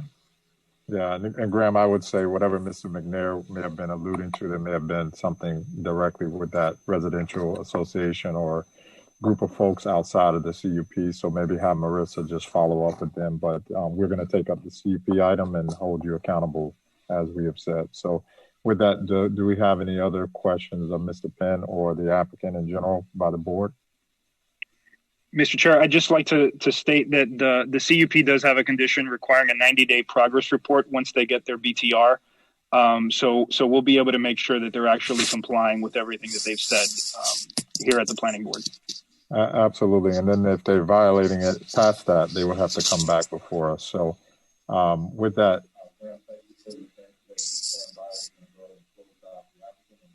Hey, you're on mute, Kareem. I apologize. I said thank you very much. With that, Graham, we're going to close you guys out. Just stand by in case our board members have additional questions. But with that, let's close all other parties and just have discussion amongst board members.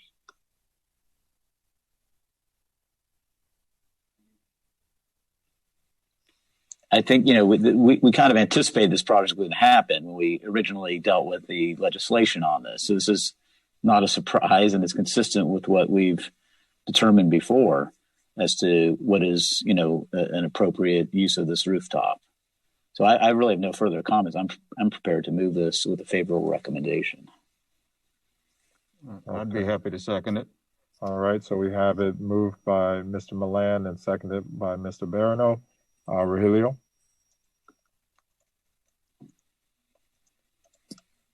Okay. Roll call. Ms. DiPietro? Yes. Mr. Milan? Yes. Mr. Brantley? Yes. Mr. Weeder? Aye. Mr. Vetia? Yes. Mr. Barano? Yes. And Mr. Jopi is absent. The motion passes. Thank you, everyone. Have a good day. You too. Good luck, Graham, to you and your team. All right, let's move to the next item, which is going to be 800 Lincoln Road, which is Planning Board File 20-0391. Okay, so file number PB 20-0391. This is a request for a modification to a previously issued conditional use permit. It is for a restaurant located on the third floor of the building located at 800 Lincoln Road. The original CUP was for a neighborhood impact establishment with an occupant content exceeding 300 persons. The proposed modification is to request that there be outdoor entertainment allowed. The restaurant includes a covered and uncovered outdoor area and an outdoor bar on the roof level with a total of 247 seats and an occupant content of 379 people. The request by the applicant was that the entertainment not exceed ambient levels that do not interfere with normal conversation.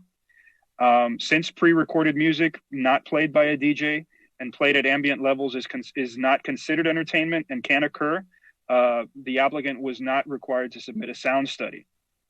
However, staff does have concerns with the ability to control the volume for bands because they use non-electronic means of amplification. And that might inadvertently exceed ambient levels. So staff would recommend that any permissible entertainment be limited to disc jockeys playing recorded music.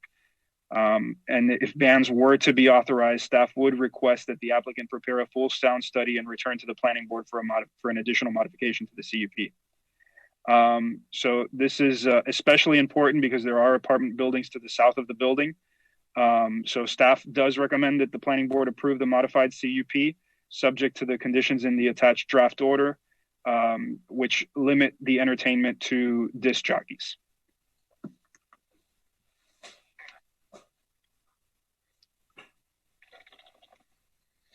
All right. On this one, do we have any kind of presentation? I believe the applicant had provided a presentation. They should be on the line, but I do not see the hands raised. Yes, James Raw is on. Okay, I Hi, think James, I'm unmuted now. Yes, you're unmuted. Before you and your team present, I'd like to swear in anyone who will be testifying. So can you state on the record whether you swear under oath that any and all testimony you will give in this proceeding is the truth, the whole truth, and nothing but the truth? I do. Thank you. Is there anyone else I should swear in at this time? Our client, Greg Gailey. Greg, also, if you could please take the oath as well. Hi, Greg. Do you swear that any and all testimony you'll give in this proceeding is the truth, the whole truth, and nothing but the truth? Greg, you're on mute.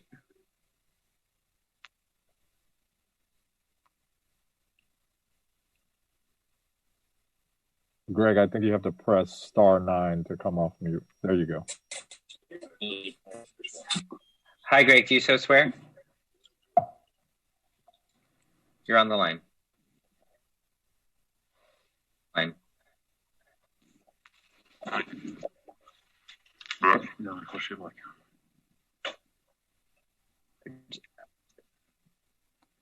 James, while we're trying to get James, that sorted out, yeah, I can swear him in if he's going to speak while we're again. trying to get that sorted out, could you please address? If I recall, when we approved this the last time, it was a high-end French restaurant, and just what is the did you lose that tenant due to the pandemic?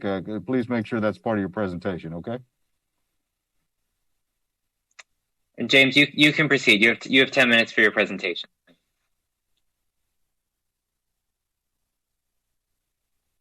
James, now you're on mute.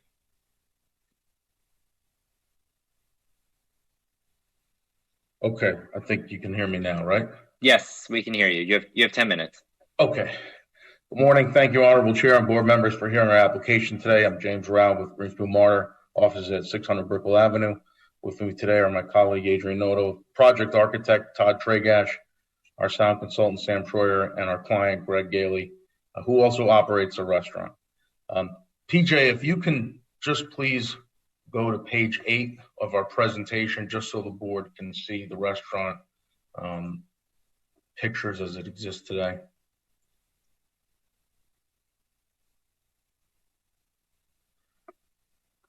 So by way of background and to answer Mike's question, Mila is a high-end restaurant. It's the same tenant that you reviewed, the same project you approved, and there's no intent to make any changes to that, and I'll clear up what we're here for. It's a high-end restaurant located on the 3rd level of the building at 800 Lincoln Road, which is, of course, a commercial high-intensity zoning district. As you'll see on page 8, it's built out as a fine dining venue, and that's exactly how it operates today. Unfortunately, they opened for the first time just before COVID shut them down. They've now reopened, but they've identified a need to provide their dining patrons with a DJ playing background music to complement the dining atmosphere, which has really been seen to become necessary to be competitive in the South Florida high-end restaurant market. And that's really all we're seeking in this application. Most patrons want to eat in the outside dining area, which is a substantial portion of the venue. And I'll also note that the restaurant just received a unanimous approval from the Historic Preservation Board to improve the outdoor pavilions, which was also supported by MDPL and the Lincoln Road Business Improvement District. As indicated, a conditional use permit was already approved for this restaurant, and we're not requesting any changes to the size, the logistical operations, or the concept. It's staying the same.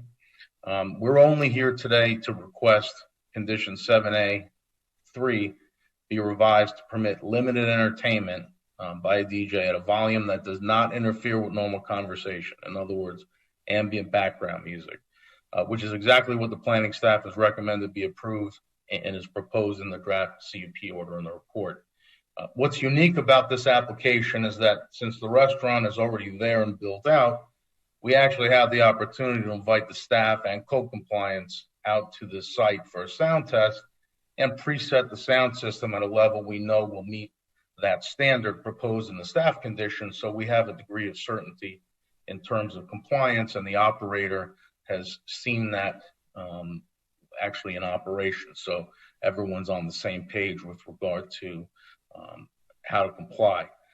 The last item, which is really a collateral or additional request that we've included in the application, but is really not the focus. There's no intention to have bands play in the classic sense. We've only proposed the ability to have a live jazz band inside the restaurant to provide an atmosphere during times like brunch. We've proffered that would come with the same ambient background standard, so the volume would not interfere with normal conversation. It would only be inside, and the instruments that could be mic'd would be connected to the house sound system. We understand the staff's concern about the ability to control non-amplified instruments, like maybe a cello or a violin. Unlike we've already done with amplified music, it's hard to reduce to writing preset limits on those, but we thought the conditions we proffered would cover that concern. And then we would report to the city, in course, in our 90-day progress report, whether those instruments presented any problems. Again, they are not the focus of our application. We are in agreement with the staff's recommended condition for approval. But if it's a board pleasure to consider that request as well for an inside, as I mentioned, live jazz band, we would add that to the restaurant's program as well. We really just wanted to offer, see whether the board had an interest in considering that.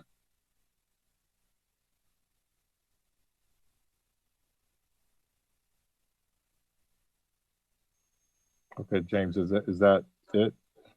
Just if any of the board members have any questions regarding the operation, I would ask Greg.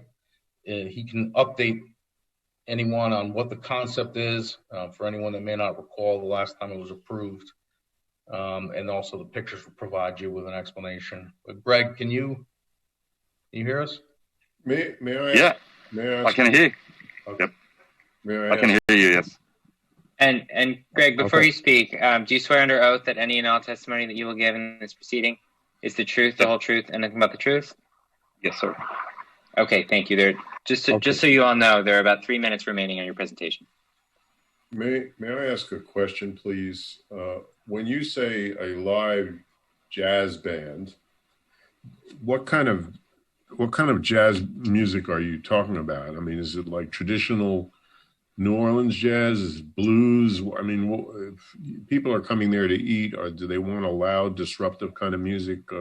There's all kinds of jazz in a live band. Some of them make a lot more noise. Frankly, you know, the essence of us being here is more of a, you know, for the DJ background music. And since we're here, we're trying to, you know, open ourselves to, you know, to eventually having live entertainment, you know, eventually jazz or not. I did it, you know, many times because I was the CEO of Fig and Olive, which was operating about 10 restaurants, you know, throughout the US. Especially for brunch, you know, from time to time we were using, you know, jazz bands.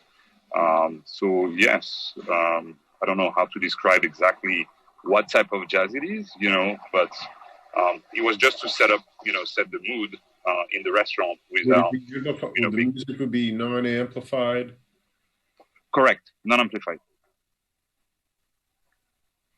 And the number of persons, I mean, it's really hard for me to imagine 5 or 6 persons in a band. Oh, no. It would be two to three maximum. Yeah, because that couldn't be ambient, right? Yes. Right. You know, so David, are you finished with your question? I'll ask a couple. No, go ahead, Michael.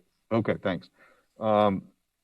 So there's some risk here. I mean, you have a lot of residential directly to the south, but it's pretty good to the north. You don't have a lot of risk, and the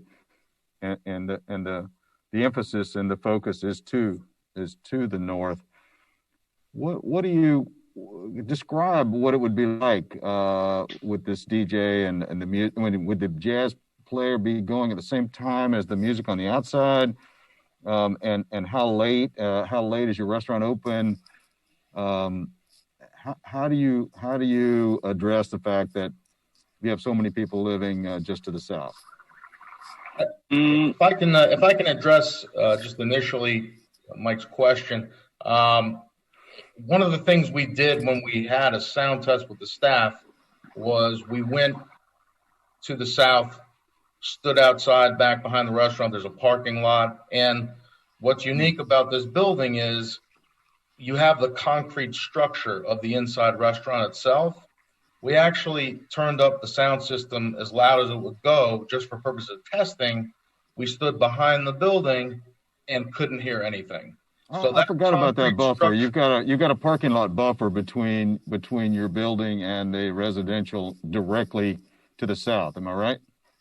Yeah, it's not just the parking lot, but the actual concrete structure of the restaurant itself is between the nearest residential use and the operation. So we have those slabs of concrete, which actually provide the most blocking of any sound, and therefore it's really anything ends up being projected to the north. And James, what about operating hours? What is it that you feel would help your business, and what do you need? In discussing with Greg, we wouldn't need it any later than 2 a.m. because it is a restaurant. As I think everyone has seen, dining in Miami Beach, South Florida, Miami, typically goes a little bit later, but certainly no later than 2 a.m.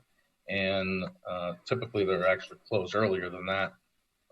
I'll let Greg add to that if he has any additional comments. Yeah, I'd like to hear Greg's thoughts on that, because it's hard for me to imagine folks, ordering meals at 1 a.m. It would then kind of morph into more of a club. I mean, do you really need the ambient, extra ambient sound past, say, midnight or whatever? Would you mind rephrasing? I'm not sure to understand. Are you saying that you would be better to go back from 2 to midnight? Yeah, just not necessarily close your business, but not have any outdoor entertainment past a certain hour. No, right. Sleeping hour for folks nearby. Correct. Yeah, the outdoor entertainment, no matter what, we won't really need it. I mean, the DJ, no matter what, is on the inside. So there is nothing going on the outside. Yes, we linked up. We have a link in order for him to set up DJ equipment. Maybe for New Year's Eve or those, but otherwise, every single day of the year, he could be on the inside. Well, in terms of the hours, Greg, I think what Mike is asking is how late do you need for the ambient background music by DJ to be playing? Right now, the latest operation of the restaurant is 2 a.m., so we really just made a request consistent with that. Right. I think typically the restaurant closes probably before that, if you could just address the hours. Yeah, I mean, I don't think we would need it past, 1:30, I don't know. So we can do our last call around 1. And close the restaurant. I still have concerns around the DJ outdoors past, say just midnight. See what the rest of the board thinks as well. But I remember this building when it was built, and I think you do have a nice kind of built-in sound. I mean, it was heavy-duty concrete block construction on the south side, and I think that helps, because everything will be projected to the north. So. And I'll leave it at that. See what the public says and see what the rest of the board thinks as well. I have a question. Is this going to be a high-end French restaurant? It's Mediterranean Asian. Mediterranean. So... No, Mediterranean Asian. Mediterranean, Asian. Oh, okay. Yes. Okay. I mean, we're currently operating. We've been operating and successful. Yeah, I mean, I've never been to a high-end restaurant in France where they play music, so I don't know, you know.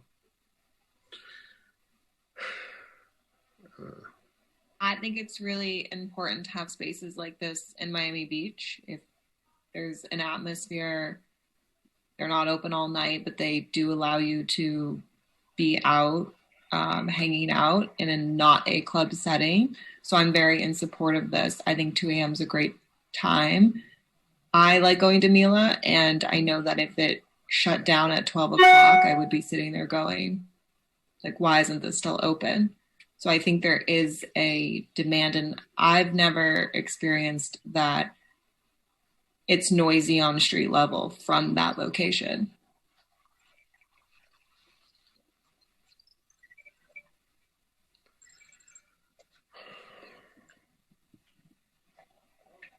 James, does that conclude your presentation before the chairman opens to the public? It does. If there's any comments from the public, we'd appreciate an opportunity to respond. That's it. Okay, Absolutely. Great. Thank you. And before we hear from our first caller, do any board members have any ex parte communications to disclose on this file? I do not. None. I don't have anything. No. None. All right, let's go ahead and take Wayne Roberts, I think, is the first caller. Hi, Wayne. You remain under oath, and you have 2 minutes. Thank you. First of all, I want to say that this is the exact type of restaurant Miami Beach needs to attract the visitor, the vacationer that Miami Beach needs and deserves. I've eaten there several times. The investment by the entrepreneur was high end, and anything I could do to support them, I will. I think we should separate though the two elements. One is indoor music, and I think it should be able to be pretty much open on what they want indoors. Outdoors, it should be ambient, but I think the term ambient is silly. It's all, based on how you feel about what ambient means. I think we should start a process where decibels are measured at a distance from the street level. What is the decibel level from that establishment causing to neighbors? If it's minor, if it's truly background in a commercial district, it really shouldn't. We shouldn't get involved in it. But it's a commercial district, and they deserve exactly what they're asking for. Except I would probably agree that the outdoor area be, quieted down after 12:30 or 1 a.m. Maybe 12 o'clock midweek and 1 a.m. on weekends. If that noise travels to the street. If it doesn't, then there's no basis for us to complain. But I think, it should be open to complaints by the community. If those residents to the south have issues, they should address them. The term ambient is rather, I don't really like the term. I think there should be some basis for it. Is it 60 decibels? Is it 80 decibels? What is acceptable traveling from the restaurant to the street or to a residential property? I think that's really the basis that we need to determine, and we haven't as a community. But I love that place, and whatever you guys can do to support them, please do. Thank you. Thank you, Mr. Roberts, and you're not the only one who wants a different way of measurement sometimes. So with that, let's go to Mr. Jordan. Mr. Jordan, do you swear under oath that any and all testimony that you will give in this proceeding is the truth, the whole truth, and nothing but the truth? I do. Thank you. You have 2 minutes. First of all, I agree pretty much with what Wayne Roberts has just stated. I disagree with, I forgot the young lady's name that mentioned earlier. I live at 1615 Meridian on the 5th floor. I'm speaking on behalf of myself. I am the condo president in this building. My concern is the noise. Even just this weekend, I was wakened up at 2 a.m. with patrons coming out of the restaurant being very loud. So I think the noise level has to be addressed for the residents south of the restaurant. I love the restaurant. I think it's a great concept, but the noise level has to be lower, in my opinion, after midnight. I was wakened up at 2 a.m. Sunday morning with a lot of people coming out of the restaurant. So the noise level has to be addressed.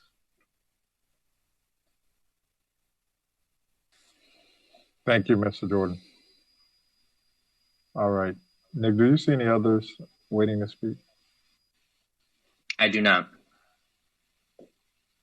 Okay, with that, let's go to the board and see if they have any other discussion. Daniel, you want to kick us off? No, I'm enjoying you guys going over a CUP process. So I'm going to leave my comments for last. Fair enough. Any other board members that want to speak on the item? Mark, are you going to speak? I'll wait if you are. No, I mean, I think it's a terrific project. I think that, they're still going to have to come before us to make sure they comply with the CUP. So, if we see them operating well, which we understand they have been, it's going to be radio silence. And if they don't, I'm sure they're going to be brought before us and we can address it at that time. But I think, I agree. This is the type of project that we want. I don't know. One of the persons from the community said that, and I agree with him that this is a project we want in this area, and it's, we should encourage them. And by the way, I also note that I actually agree with Asa that, I was a professional musician at one time in my life, still am, but I was a touring musician, and this this hate of live music really bothers me. There are ways to control it through amplification, and it's just live music in and of itself isn't bad. I think having a jazz, threesome jazz live music there will be unbelievably great, and it'll set a great atmosphere at this place. So I think that we have to not be so scared of that, because there are ways to control volume. And I'll let you go, Mike. Thanks, Mark. You gotta get us all on your email distribution for when you're playing, so we can come in here. Yeah. We're gonna have to wait till post-COVID for that. Probably. Yeah. That's right. Yeah. So look, I have little concern about the indoor request. I think it should be granted, as requested. Outdoors, I'm still a little sensitive about, after midnight with the music. I'm not saying that the outdoor restaurant should close or the whole business should close, but I'm a little more concerned about music outdoors. If the rest of the board, we want to give them a tight callback, I'll remind everybody, just last meeting, we revoked the outdoor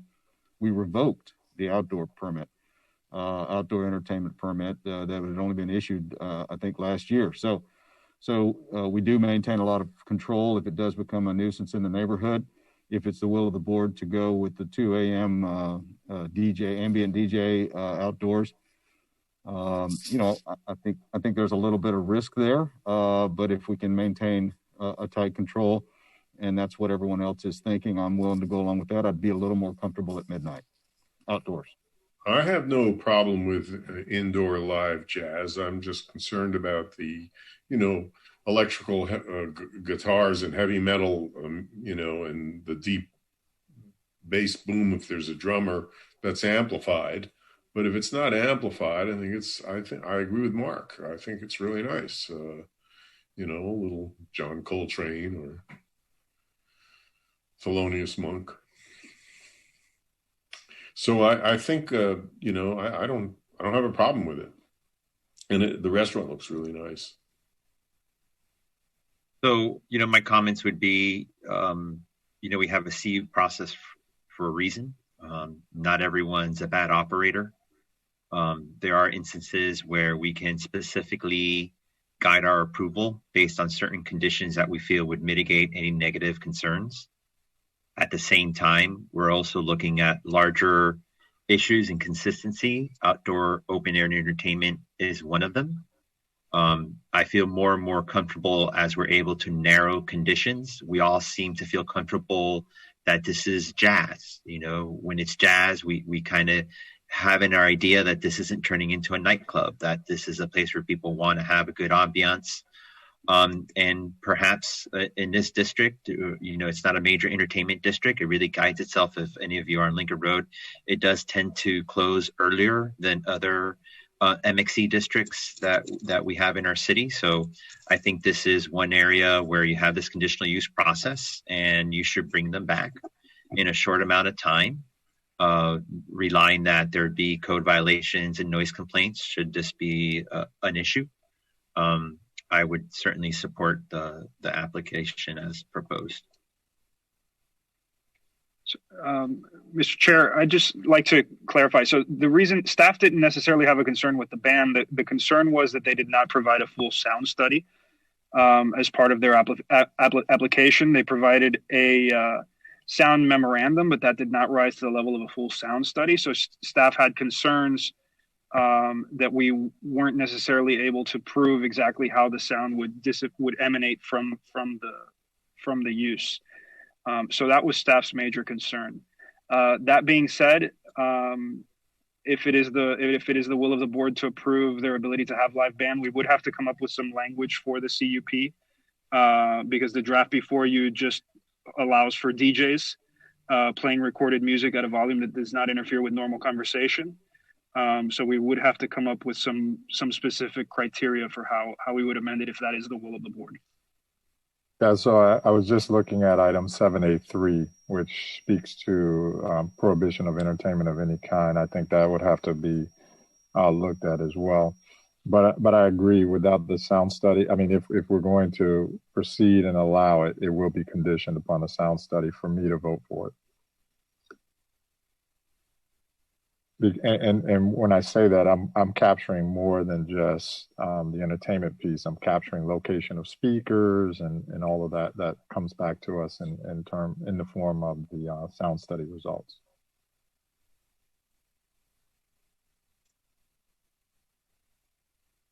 So it seems that go ahead, Mark. I'm sorry. And my comment was not necessarily specific to that we should modify this right now.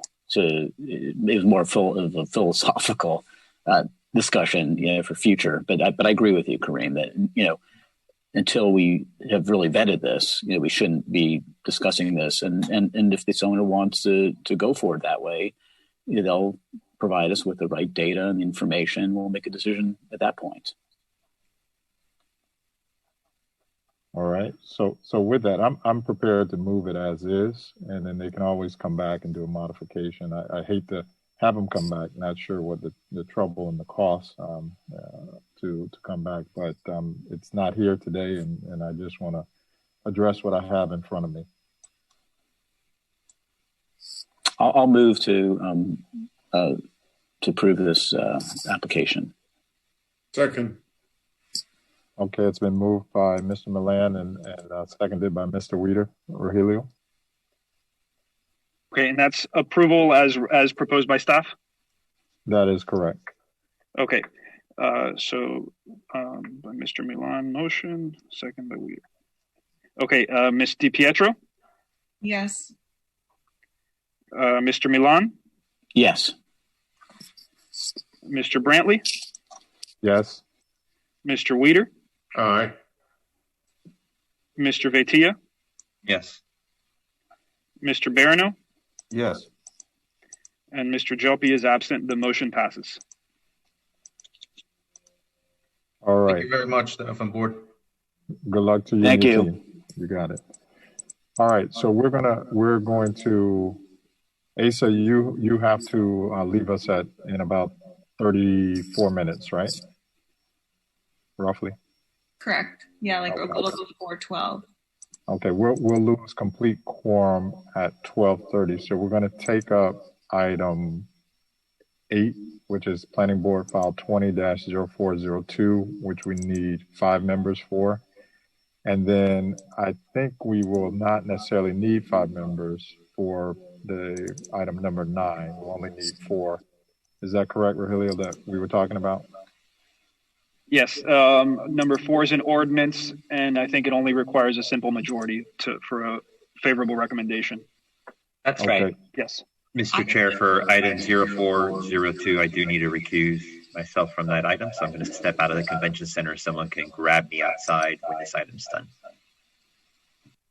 Okay. So, okay. So let's quickly take up as quickly as we can. Question: how yes, many board members does that leave 6. who are physically present? You have more than you have at least 5, so you can do it. No, but how many We are have- physically present in the meeting room? Now we have 3.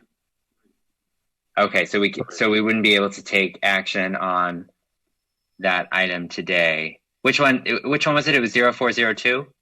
Nick, Yes, correct. Could I call you, Nick, if you don't mind? Right now? Yes. Sure. Yeah. Mr. Chair, do you want to take up the other item first then while I speak with Yeah. Mr. Beitia? Yes, Rogelio, can you roll us into Planning Board File 20-0406, which will be the modification to the heights at grade on the single-family home? Will do. So this is file number 20-0406. It is an ordinance amendment to section 142-106, which is related to setbacks in single-family districts. Currently, the code requires that fences, walls, and gates in required rear and side yards not exceed 7 feet measured from grade. Grade is generally the elevation of the sidewalk. There is an existing exemption in the code where, in the case where the yard has been approved to be at adjusted grade, which is half the distance between the sidewalk and the base flood elevation plus freeboard. And it allows, in those cases, for fences, walls, and gates to be measured from that adjusted grade, so from a much higher elevation. There are several instances with pre-1942 architecturally significant homes that have a very low grade elevation, but they may have a rear yard that was raised as a result of some construction, such as a pool construction. However, it did not rise to the level of adjusted grade. So in these cases, the exemption for the adjusted grade measuring of walls and height and fences does not apply. And as a result, the standard requirement for the elevation of the fences and walls does not provide for sufficient privacy for these residents. So what the proposed ordinance does is it provides an exemption for pre-1942 architecturally significant homes where a substantial portion of the rear yard or side yard is located at least 12 inches above grade, and the overall height. So this allows for the overall height of the fences, walls, and gates to be measured from the elevation of the yard, of the existing yard. Similar to the exemption for the adjusted grade, it does require that portions of the wall or fence above 4 feet in height consist of open pickets with 3-inch spacing. However, it does allow for the DRB or HPB to approve something different. It's a fairly minor amendment that should provide some additional flexibility for pre-1942 architecturally significant homes, so that they can have additional and sufficient privacy for their rear yards in cases where the rear yards have been raised above the level of the sidewalk. On November 24th, the Land Use and Sustainability Committee recommended that the City Commission approve this ordinance. And with that, staff recommends that the Planning Board transmit the proposal to the City Commission with a favorable recommendation. And if you have any questions. Yeah, how as a practical matter, how much have rear yard? You mentioned rear yards have been raised. How much? I'm sorry. How much are we talking about? A couple of feet? Is this likely to be dramatic? What's a real world application? So for single family homes, it's likely not too dramatic for pre-1942 homes. It's usually they've built a swimming pool and they've had to raise their yard. Usually it's just over a foot that they would have to have raised their rear yard, so it doesn't rise to the level of adjusted grade, which is much higher. However, measuring that fence from grade means you only have essentially 6 feet for privacy, as opposed to 7 feet, which is a little more I reasonable. see. So this is going to give them the 7-foot privacy fence. Okay.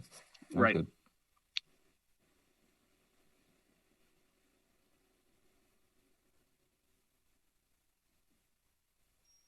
All right. Do we have any other questions on it? I'm pretty clear on this one, so I don't really have any questions. I'm in support of it. Yeah, me too. I'm happy to move it. So we have a motion from Mr. Barano. Do we have a second? I'll second it. All right. Ms. DiPietro. All right, then I'll do a roll call. Ms. DiPietro, Yes. Mr. Milan, Yes. Mr. Brantley, Yes. Mr. Weeder,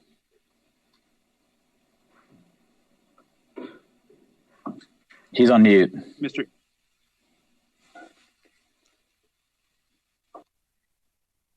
Weeder. Aye. All right. Mr. Vaitia is outside of the chambers. Mr. Barano Yes.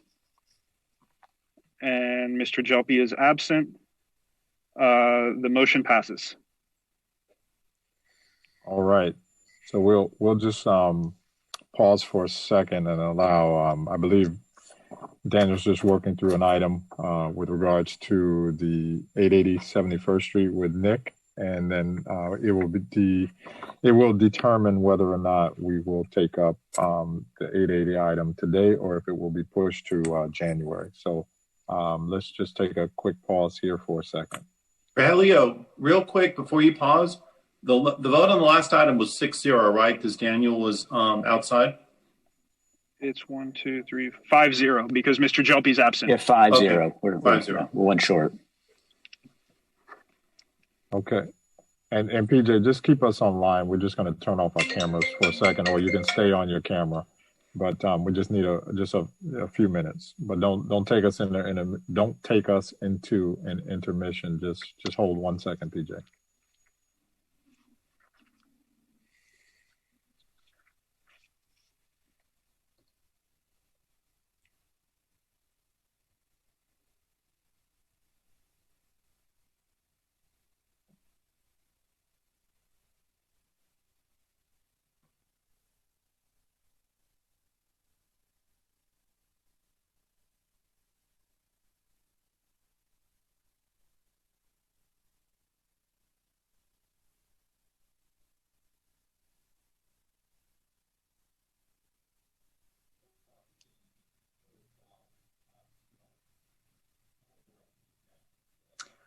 Relio, did we conclude the meeting?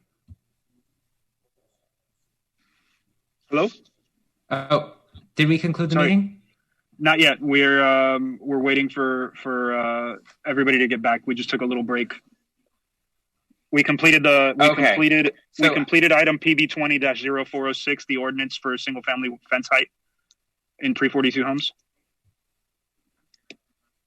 Okay, so is the only remaining item PB 0402? That's correct. Okay, so for that item, because Mr. Vaitia is recusing himself, we would not have the required physical quorum of 4 members present in the meeting room. So that item is automatically continued to the board's next meeting. As I've advised the board before, in order to conduct any official business, the physical presence of a quorum of the board is required, and that's 4 members. Hey, Nick? Nick, I have a question for you. Yes. David, can I ask Nick a question real quick, just procedural?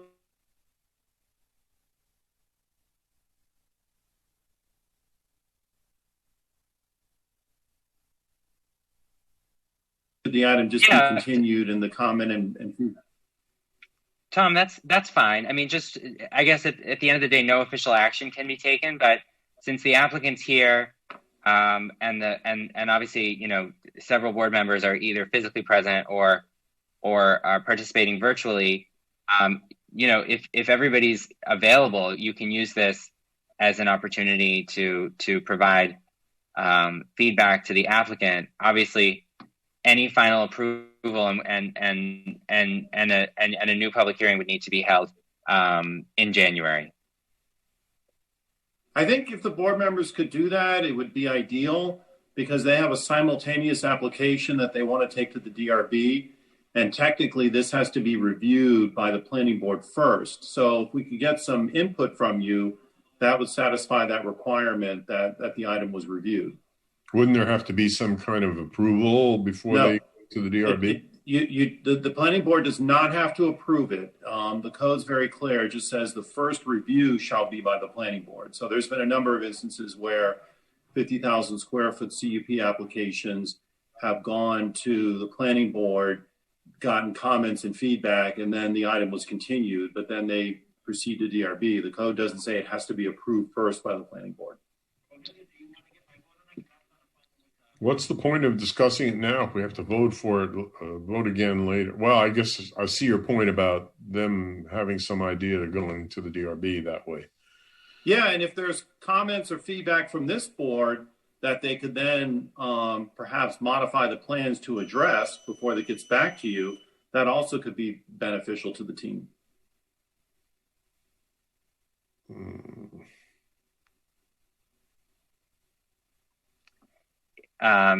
Is everybody online, or if we're on a break, I can wait and repeat everything I just said once.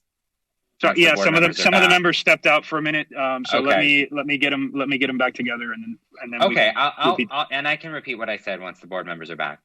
Okay. And I I'll be think right. the counsel for the applicant has his hand up. So once everybody's back, and the board's discussed whether the board to provide preliminary feedback, we should also open up to the applicant. Nick, Okay. let me ask you something that's not Sure. connected to this. The governor said that all meetings have to be in person, or are we going to be able to continue on this virtual hybrid? We're going to be able to continue in the format we're operating under now. What changed on November 1st was that the governor's emergency order, which was 20-69, which suspended the requirement that a quorum of a local government board be physically present. That order expired on November 1st. So what's changed since then is that in order to conduct any official action, a quorum of the board, which as to the planning board is 4 members, is required to be physically present at the advertised meeting place in order to take any official action. Remaining board members, applicants, city staff, obviously your council, can all continue to participate virtually. Doesn't make any sense, but I guess what... Well, I they're all agree coming with back you. now. I agree with you. This was sort of this is sort of the elegant compromise that a lot of local governments have been forced to make in order to continue, continue conducting public business, because otherwise we would come to a halt. Right. So, Nick, I know what your answer is going to be, but is there any way that I can be here to meet quorum but not participate and speak on the item? No, unfortunately, Daniel, under state law, if you are recusing yourself from participation in a matter because you have a voting conflict, you're required to absent yourself from the meeting room. Okay. Well, just for the record, I will put in my vote for item 9 because you and I were on the phone. I was listening to them and just didn't have the opportunity to vote on it, but I am in favor of item number 9 of the fences that we just voted on. My apologies, I didn't get to put that on the record. And then I will step outside while you guys discuss this item. Thank you. Thank you, Daniel. So Nick, Rogelio, what we'll do is allow Mr. Cohen and his team to present the item. We're not going to have any discussion. I don't want to have any discussion on the item because I'm down a board member and Ace is leaving, so I'll be down 2. And they're going to have to represent the item in January anyway, so I would like to hold any discussion. So let's let them present so that they can get their item moved on to HPD. But I don't want to have the board discussion today because I think it just would not be considerate of the absent board members and some time constraints that we had today, and especially with Daniel having to recuse, if that's okay. I think, Mr. Chairman, I think I think the solution that Tom had proposed was that the board, whatever board members are present, provide some initial feedback to satisfy the requirement in the code that planning board have reviewed an application prior to going to, in this case, it would be the DRB. Yeah, Mr. Chair, this particular project has to go before 2 boards. One is the Historic Preservation Board because it's located in an historic district. But before the application can go before the Historic Preservation Board, it first has to be reviewed by the Planning Board because the project exceeds 50,000 square feet. Now, it doesn't have to be approved by the Planning Board, it just needs to be reviewed.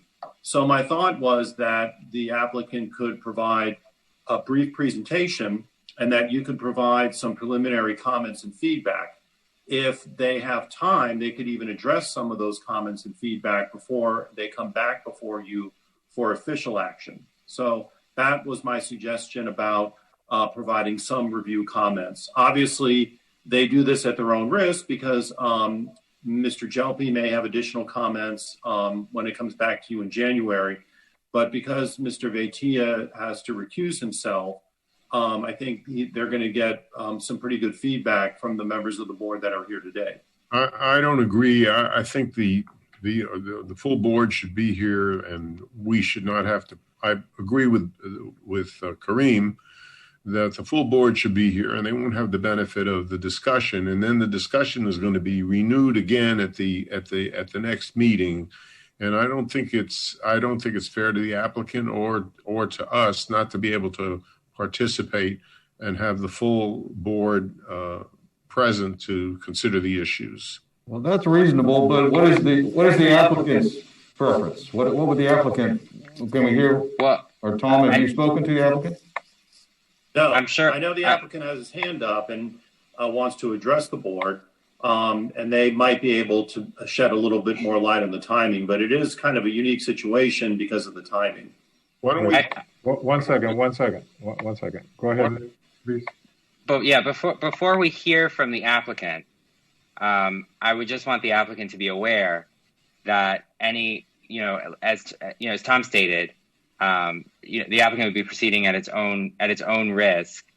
Any comments provided by the board today, only represent the views of those board members who are present, but a full presentation, a full public hearing would be required in January before the board could take any formal action. So if we were to proceed today, it would be basically for discussion and advisory purposes only, to allow the board and the applicant the opportunity for initial preliminary feedback on the application. So let's do this. Let's go ahead and let the applicant do the presentation. And then we'll see how much time we have for discussion anyway, because we have a hard stop at 12:30 where we're going to lose total quorum. So let's proceed there, if that's okay, Nick.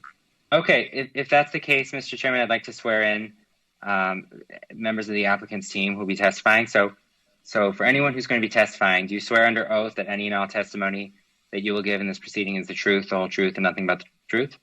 I do. Okay. Matisse and anybody else? It should be Ethan Wasserman, Matisse, Cohen, and Robert Bistry for the applicant team. Okay, Robert, do you so swear? I do. Okay, thank you. You all have 10 minutes for your presentation. Okay, thank you. I appreciate the opportunity and allowing us to present this. I fully acknowledge what Nick has said, that this is at our risk advisory. These are challenging times. We recognize that on both sides of the dais and on the opposite side of the dais.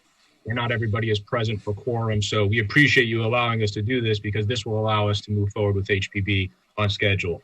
So we're here today and we'll try and move very quickly. I may need about 15 minutes. I know we're pressed for time, but a lot of the other applications on the agenda today were items you've seen before. This is new. And so we want to take the time to go through it. So this project is one of the first, if not the first project in Normandy Isles and the commercial corridor within the historic district. This is an important first step in terms of a catalyst, and we hope will set the tone for future redevelopment. To fully appreciate what we are proposing, and I know this may be more suited for the HPB, but it's important that Bob takes the time to explain the meticulous effort that went into the vision of this project and how the outside and historical context of the neighborhood shaped the design of this project.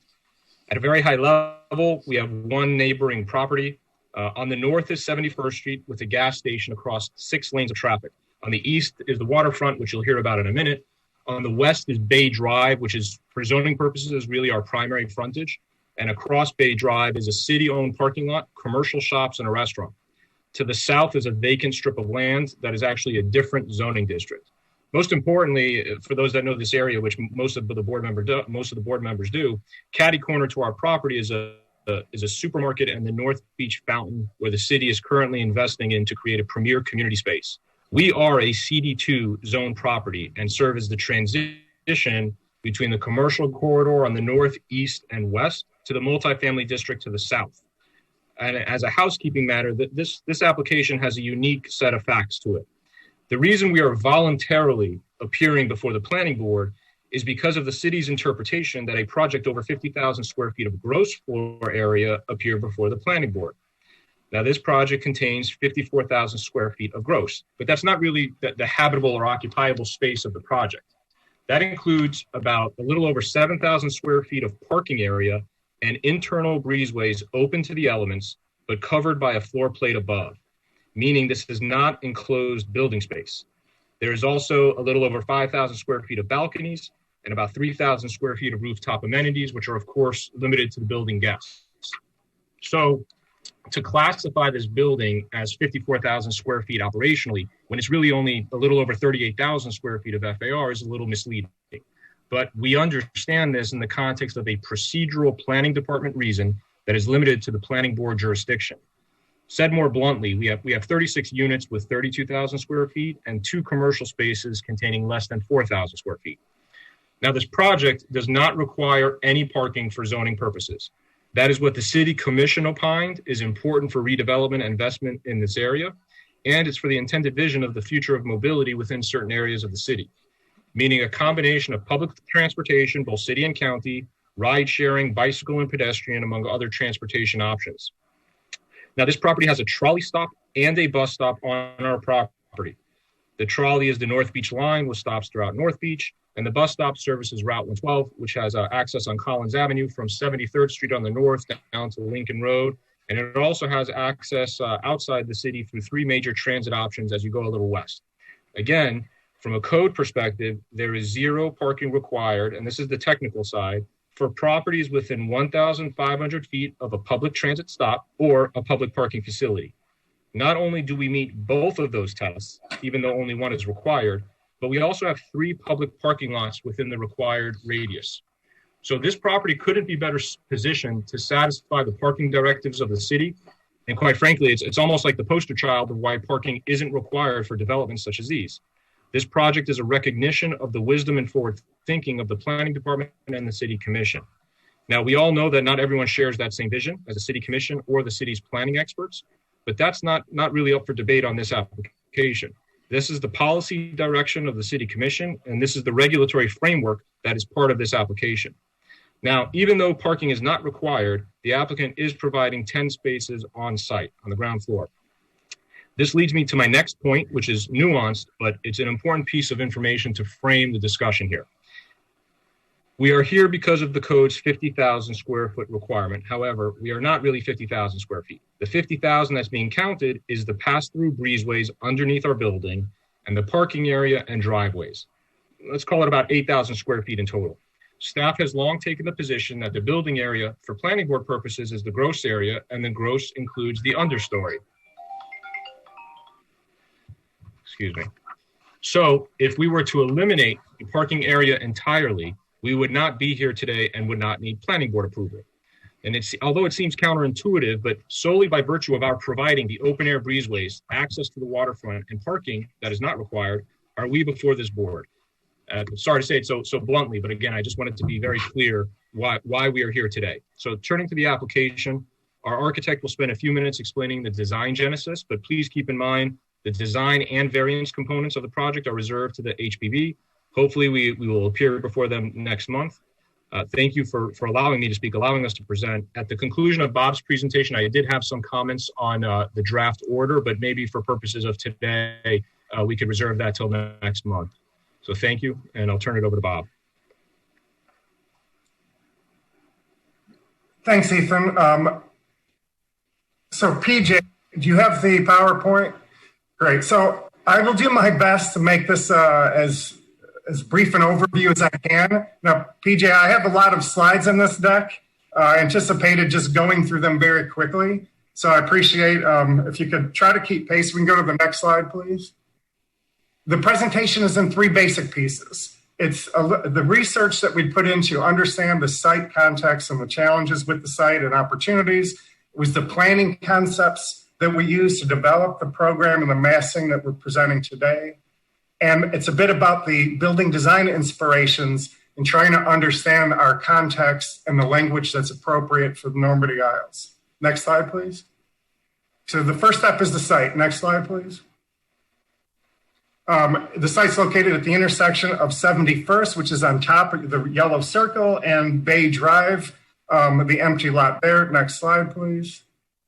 Again, more information on site orientations, the survey on the right. Next slide, please. Okay, so this is an important document here. This is a zoning diagram that shows the shape of the site, which is obviously a bit unusual with its curved corner. The very small rear setback, which is on the right hand of this page, that's on Indian Creek Waterway.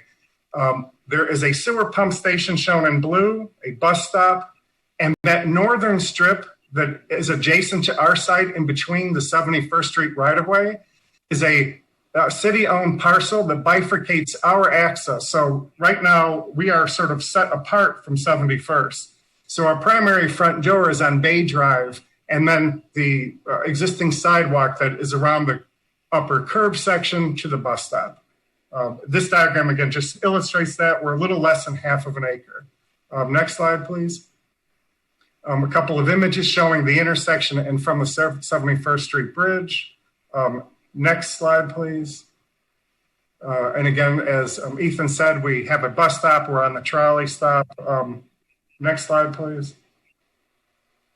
One of the things you'll see a bit later in the presentation is we took the time to develop a detailed context massing model of not just our block, but the surrounding area of North Beach and Normandy Isle. This is an excerpt of that illustrating some of the various heights of the different buildings. And I think it shows clearly that this is really an eclectic mix of from one-story buildings to 140-foot tall buildings, as identified in the red labels. Next slide, please. Okay, now we're talking about planning concepts. So next slide, please. This is a figure ground diagram that shows we really took this into two different levels. The pedestrian realm, and that's what we're seeing here. And then the slides after this are dealing with more of the city scale. But at the pedestrian experience level, this diagram shows that our building footprint shown in blue are a series of smaller pavilion buildings that are more of a human scale and are developed in a way where we allow in the orange, you can see that from the neighborhood, from Bay Drive, the movement of the pedestrians up to the north and through our site. The important thing to us here is that we've raised the second level of massing, the city scale per se, so that there is light and air and access. We're talking about providing public access to the waterfront, both visually as well as physical access, and creating an environment that the redeveloped Fountain Plaza has a pedestrian level language and dialogue and connection to bring people from one to the other. Next slide, please. We're going to go through a couple of quick iterations here, but this was how the volume of the building was developed. So what you're seeing is the buildable area in yellow and the blue dashed line that represents the sidewalk on 71st as it turns a corner. Next slide, please. We then pulled the mass off of the intersection. In the upper right, we're showing the Tropic Air, which was this previous structure that was on the site, and how it took that gesture as well, where its entrance was pulled off of the corner. Now, many of the buildings in the surrounding areas you see in the darker brown color have, they're on these intersections that have a rounded corner, and they're brought right to the intersection. We've pulled off the intersection, again, to promote the pedestrian spaces that has a relationship to the fountain. Next slide, please. Now, then the next step is we broke that upper mass again into two bars, which as you look at some of the other shapes of the lots and buildings, this is more to scale with a lot of the forms of the mass of the surrounding neighborhood. Next slide, please. And then the last move is to bend, to kind of turn and fold the plates of the northern tube, which really go back to the kind of mimocentric angular expression that you see not only on the building that used to be on the site, but many other structures in Normandy Isle and in Miami Beach. Next slide, please. So this is the big idea diagram that shows that we have a series of community serving retail, residential lobby on the pedestrian level, and then we've raised the mass of the 36 proposed residential units above that. One of the biggest things this does is it allows the city's future resiliency strategy to raise the public infrastructure to accommodate sea level rise. Where the only things that would be affected are the pavilion spaces that have a tall ceiling already, but they can easily be raised. The other very important thing here is that the understories, we're calling it, by raising the yellow, the mass of the city scale component, we're creating a space that allows light, air, and view corridor through the building to the waterway. Next slide, please. We will be LEED Gold. Some of the things we wanted to point out is that we actually have a section of the upper roof as a green roof, but the lower pavilion buildings are envisioned to have green roofs, sunken mechanical areas so that we screen them from the public's view. Next slide, please. These are more diagrammatic sections showing height and setback. Next section. Slide, please. I'm sorry. And then we have a series of these three-dimensional diagrams that show, again, what I was describing in plan in an elevation, where the orange represent the community service and retail pavilions. The blue is the main entrance lobby. And there's a green on the right page showing this sort of idea of the connectivity from the waterway to Bay Drive. Next, please. Then we introduce the bulk of the massing, which kind of works more off the city scale, like many of its surrounding neighbors. Next slide, please. And then this shows the final configuration of this idea that we've created a separation between the two different scales. Next slide, please. This is the first floor plan. You can see that the orange are the two smaller retail components that, again, are bifurcated by about 20 feet from the sidewalk. We have the sewer pump station on the upper right-hand corner of this page. Then you have the beginning of the bridge. So these buildings create a connectivity, but also a buffer to this internal pedestrian zone. Bay Drive is our entry. That's the entry to this, what we're calling flex space that has 10 parking spaces. It has the residential loading dock and an enclosed trash room in the understory. But what you see is from the curb portion, there's a shaded kind of pathway between the green and the orange buildings. This is to promote, again, pedestrian passage under the building, under the raised building, to the breezeway and the waterfront. We're hoping to get a similar connectivity to the north of 71st, but that property is not ours. That would be under a future discussion. And the vehicular access, where you see in the shaded green, that's envisioned to be a pervious terra paver. On the south, the bottom of the page, that lot line is a 44-inch clear path for public access to the waterway. So the idea is that the public, the pedestrian dominates this, not necessarily the car, and they have multiple ways of this idea of connectivity. Next slide, please. These are the upper 3 floors that, again, you see the idea of the 2 split tubes. Again, an image on the upper right, some of the original permit documents of the Tropic Air Hotel. Just this idea of the whimsical attitude of this angular mass as opposed to just rectangular block form. Next slide, please. Mr. Chairman, the 10-minute clock has run. I'm sorry, 15-minute clock has run. Let's give them a little bit more. Okay, I'll burn through. I'm doing my best. All right. This is the rooftop. We can go to the next slide. Wait 1 second. So we'll give you 3 more minutes to wrap up. Got it. Thank you very much for that. Next slide, please. Okay, next slide. Now we're talking about the big ideas is that we took to heart some of the policies and other studies that have been put forth in the past, certainly from the planning department, the MIMO, and the recently published Buoyant City document that was a study on how to deal with historic district resiliency and adaptation. So we can cut the next slide, please. These are the MIMO principles, 8 of which we are not copying the past, but we're using this language to be relevant contextually, to be a good neighbor, and to create a vision of the future by following the same language. Next slide, please. Under the Buoyant City, many of the principles that were put forth, we follow. Again, I don't want to go through each of these, but we have many of these that I've listed. And one of the funniest things I've come across in a long time is the fact that this building typology we're presenting, which is a raised structure with an understory, is called a dingbat. Next slide, please. And you'll see that in the neighborhood, not only in North Beach, Miami Beach, but right in Normandy Isle, many of the buildings are that type of typology, but their understory is very utilitarian. It's got a very low headroom and it's for parking, and they're typically enclosed. They don't have public access. Next slide, please. Again, we did research and understanding many of the forms and the strategies that are deployed on successful present and past buildings in the area. Next slide, please.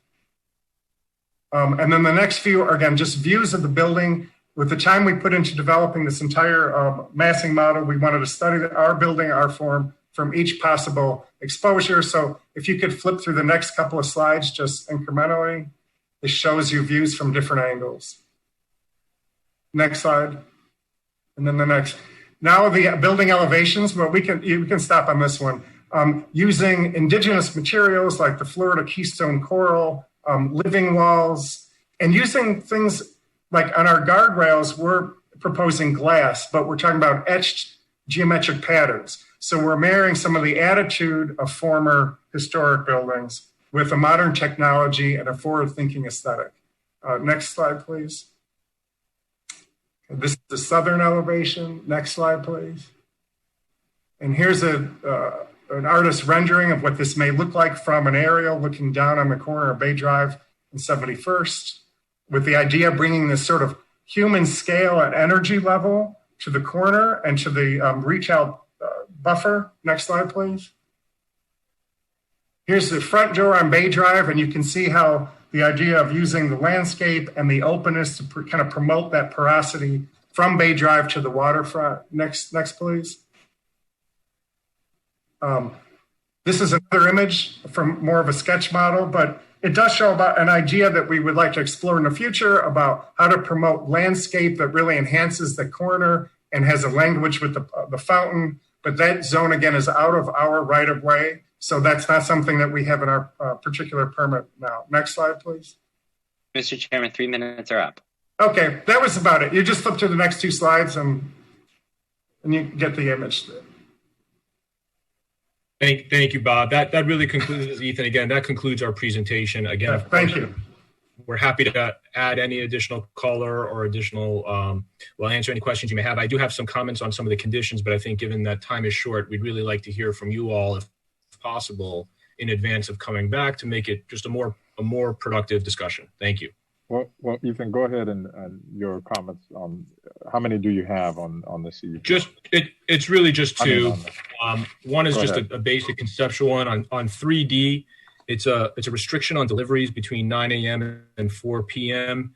And especially in COVID, I think we're all experts on when FedEx and UPS comes to all of our various houses and buildings. And I worry that this is just something we cannot control. And so I'd like it to be to basically be deleted, because I worry a FedEx truck coming at 4:01 would put us into a violation of this board order.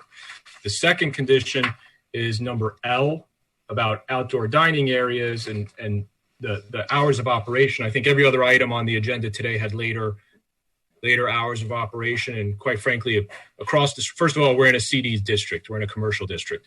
Across the street from us is a 24/7 gas station. Immediately to our west is a small restaurant that probably doesn't have these restrictions. So in this climate where we're trying to attract our tenants and be competitive and really respond to the community, I think later hours of operation are warranted here. Thank you, Ethan. Sure. Nick, I don't have any. Well, let me stop there.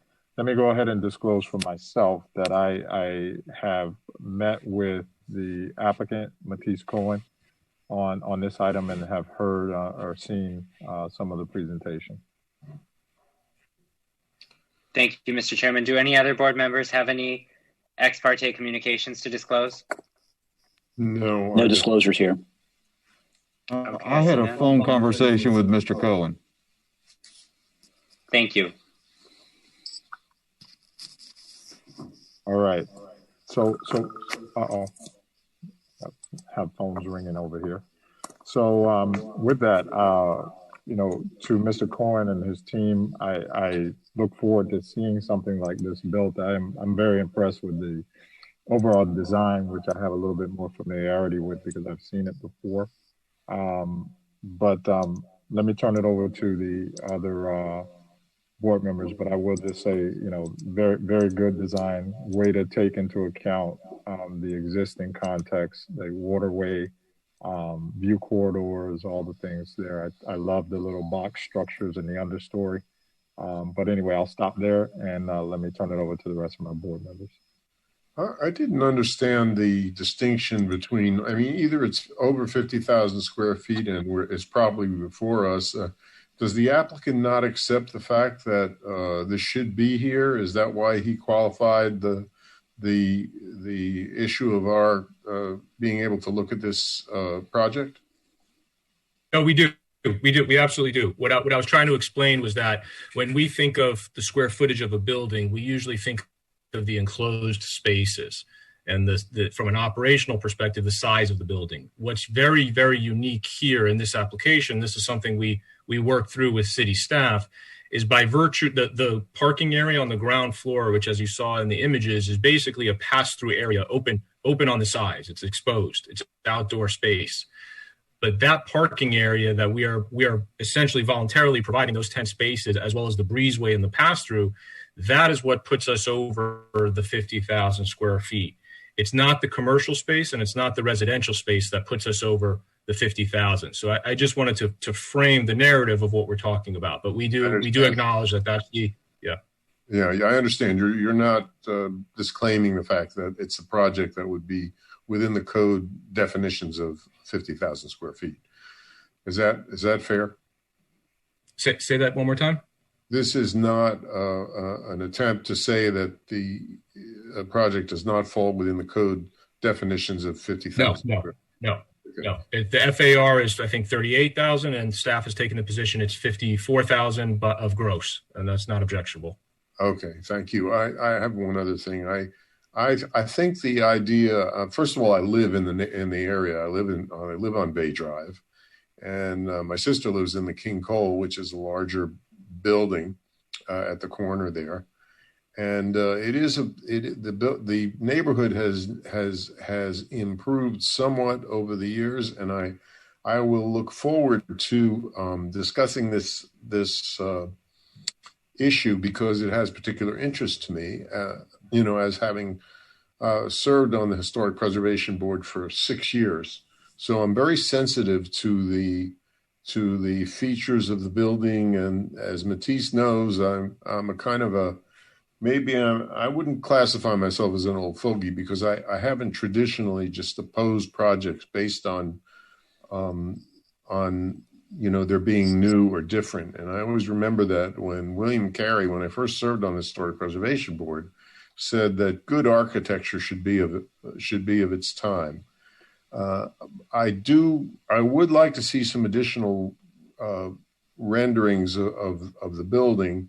And I know we were pressed for time this time, but there's a few things in the initial design project that disturb me. And I'd like to tell you that I'm going to be looking at that at the next meeting. You know, it doesn't knock my socks off, is what I'm telling you. It is a nice design, but it seems a little bit pedestrian. And I think this particular local historic district has been neglected long enough. I love what they've done with some of these older apartment houses in their restoration up and down the street. And I'm very happy that you know, the neighborhood has been designated. So I also respect the fact that you've made an attempt with some of your description of the glass. I'd like to hear more about the devil is in, you know, the devil's in the details. So I'd like to hear a little bit more about the surfaces, the surface materials, the construction materials, and in a key to hint to the Historic Preservation Board what they should be looking at, because it is now before us as well. So I think that that's an important objective for you to perhaps overcome in my mind. So I think I like the idea. I was sorry to see the Tropicare Hotel go down because I thought it could have been, you know, tastefully restored. And it seemed to disappear overnight. One day it was there, the next day it wasn't. So I want to view very carefully the details of this project. So when it comes up at the next meeting, I'm gonna really want to see much. Thank you so much. I yield the floor. Okay, do we have any other comment for the... I'll go next if everybody's okay with that. Yes, sir. So I would like to respectfully disagree with my colleague, Mr. Weeder. I think it's incredibly innovative. I've never seen anything quite like it, and yet it does maintain a lot of local historic district, you know, elements. And I'm not an architect, so I won't be able to be scientific in my description of those, but I can kind of see it. I'm fascinated with the public space. I think on the first floor, and I guess I have a question for Mr. Beastry or whoever chooses to answer. What is there anything on the ground level that the public won't be able to? I imagine folks go into the Normandy Fountain, enjoying that public space, and then just kind of meandering and wandering over by the water and it kind of all flowing together. I think it's a very exciting, the public space aspect of it. So one question would be, for instance, if I live in the neighborhood, can I walk over with my kayak and launch it onto the water? What can the public do with that space? And then second question would be, what's up on that rooftop? That is there anything that the public does have access to on the rooftop? How private is that? What is there anything up there that might be noisy or a problem for the folks who live nearby? But I think it's a really innovative, unique design, and I'm excited about the possibilities. So maybe those couple of questions, and then I'll yield. So this is Robert. Yeah, thank you for the nice words. And if Matisse, the owner, wants to add, of course, he's welcome. The design intent on the ground level is to provide that public access.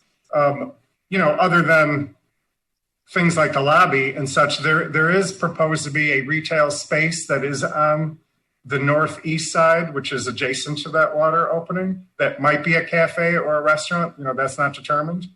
And then the rooftop is solely dedicated to the tenants.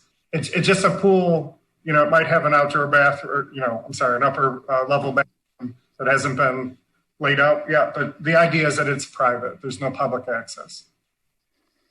But am I correct on the first floor? I mean, can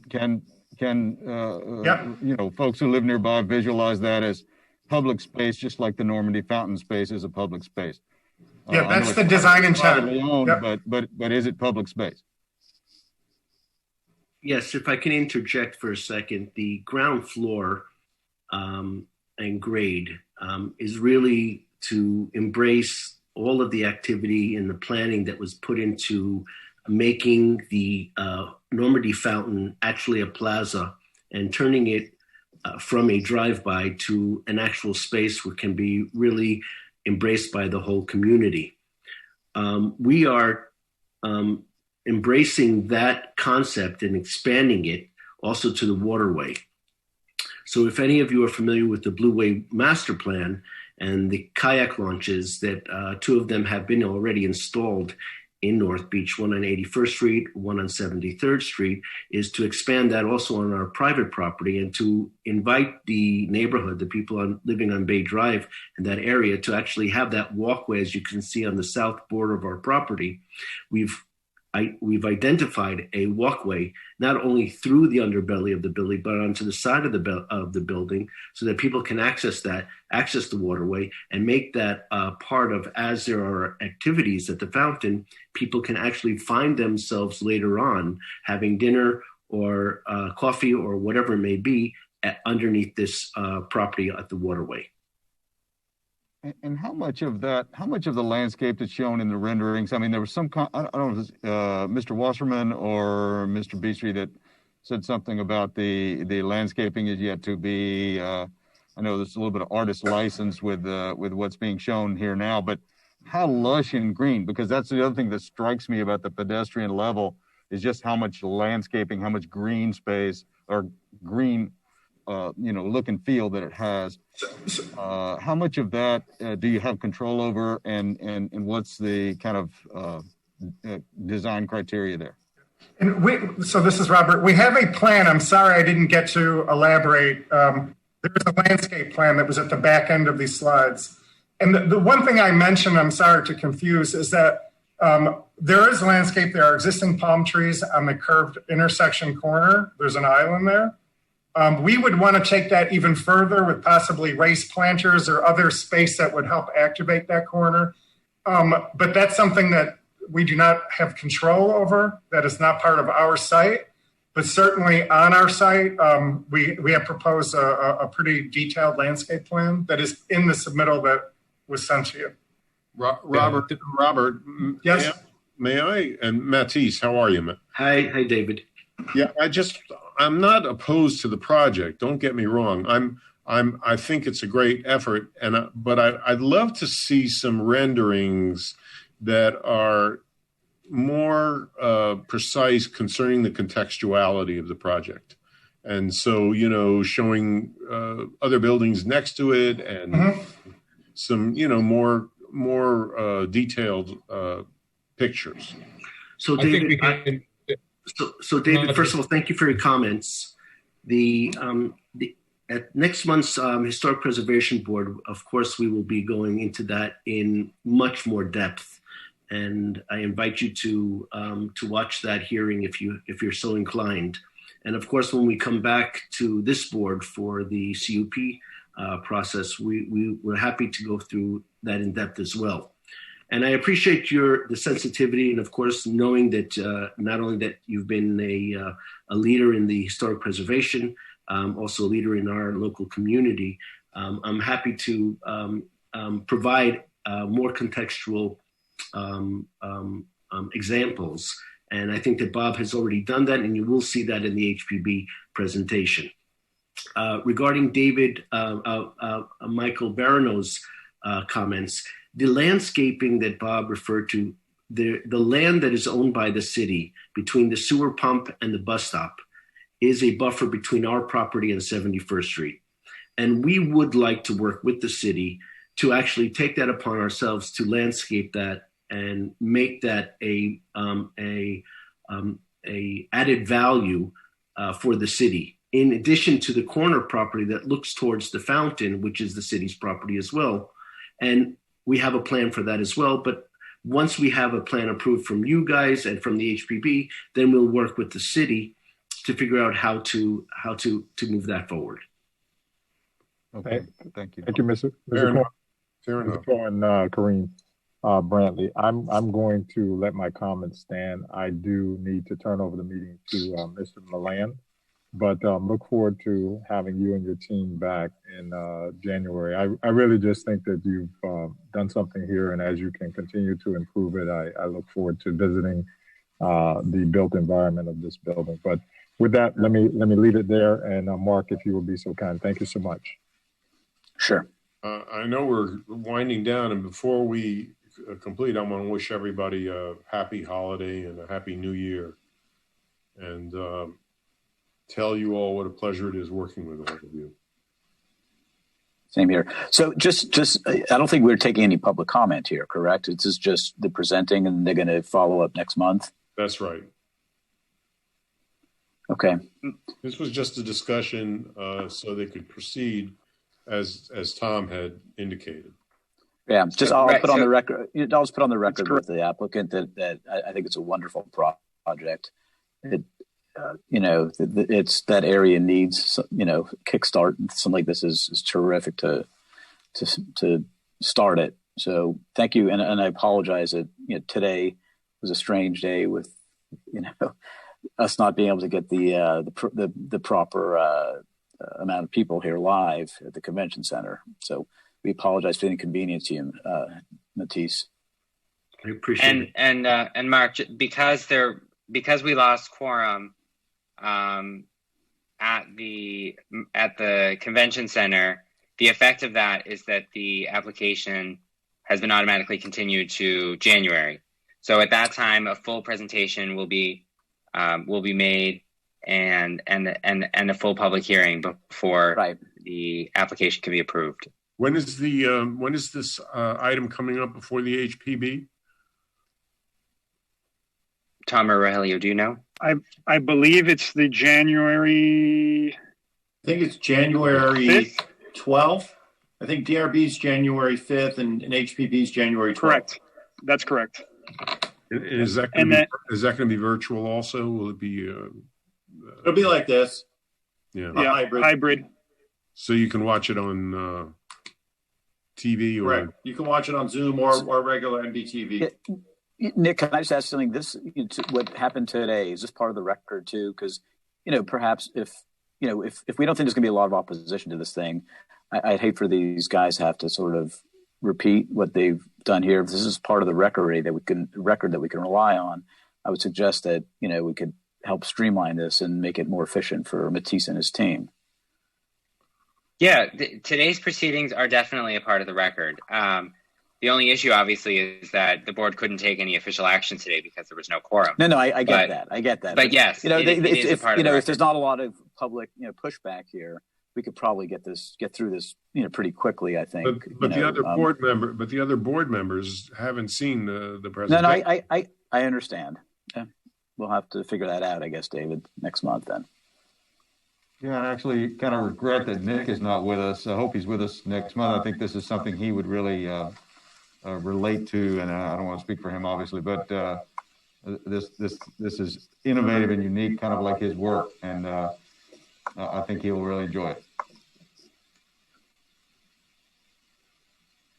I'd like to the next meeting is January 26th. Just for the record, if anybody's listening today and wants to chime in on the item during the public meeting, it'll be January 26th. 9 a.m. Correct. Okay. Is there? I don't think there's any more business, is there? Right now, we went through our agenda already. That's it. So I guess covered all the items. I would suggest we move to end this meeting. And David, I echo your comments and wish everyone a happy and healthy holiday season. Yeah, me too. And thanks for the good wishes, David. And happy holidays to everybody. Stay safe. Bye, everybody. Thank you all. Happy holidays.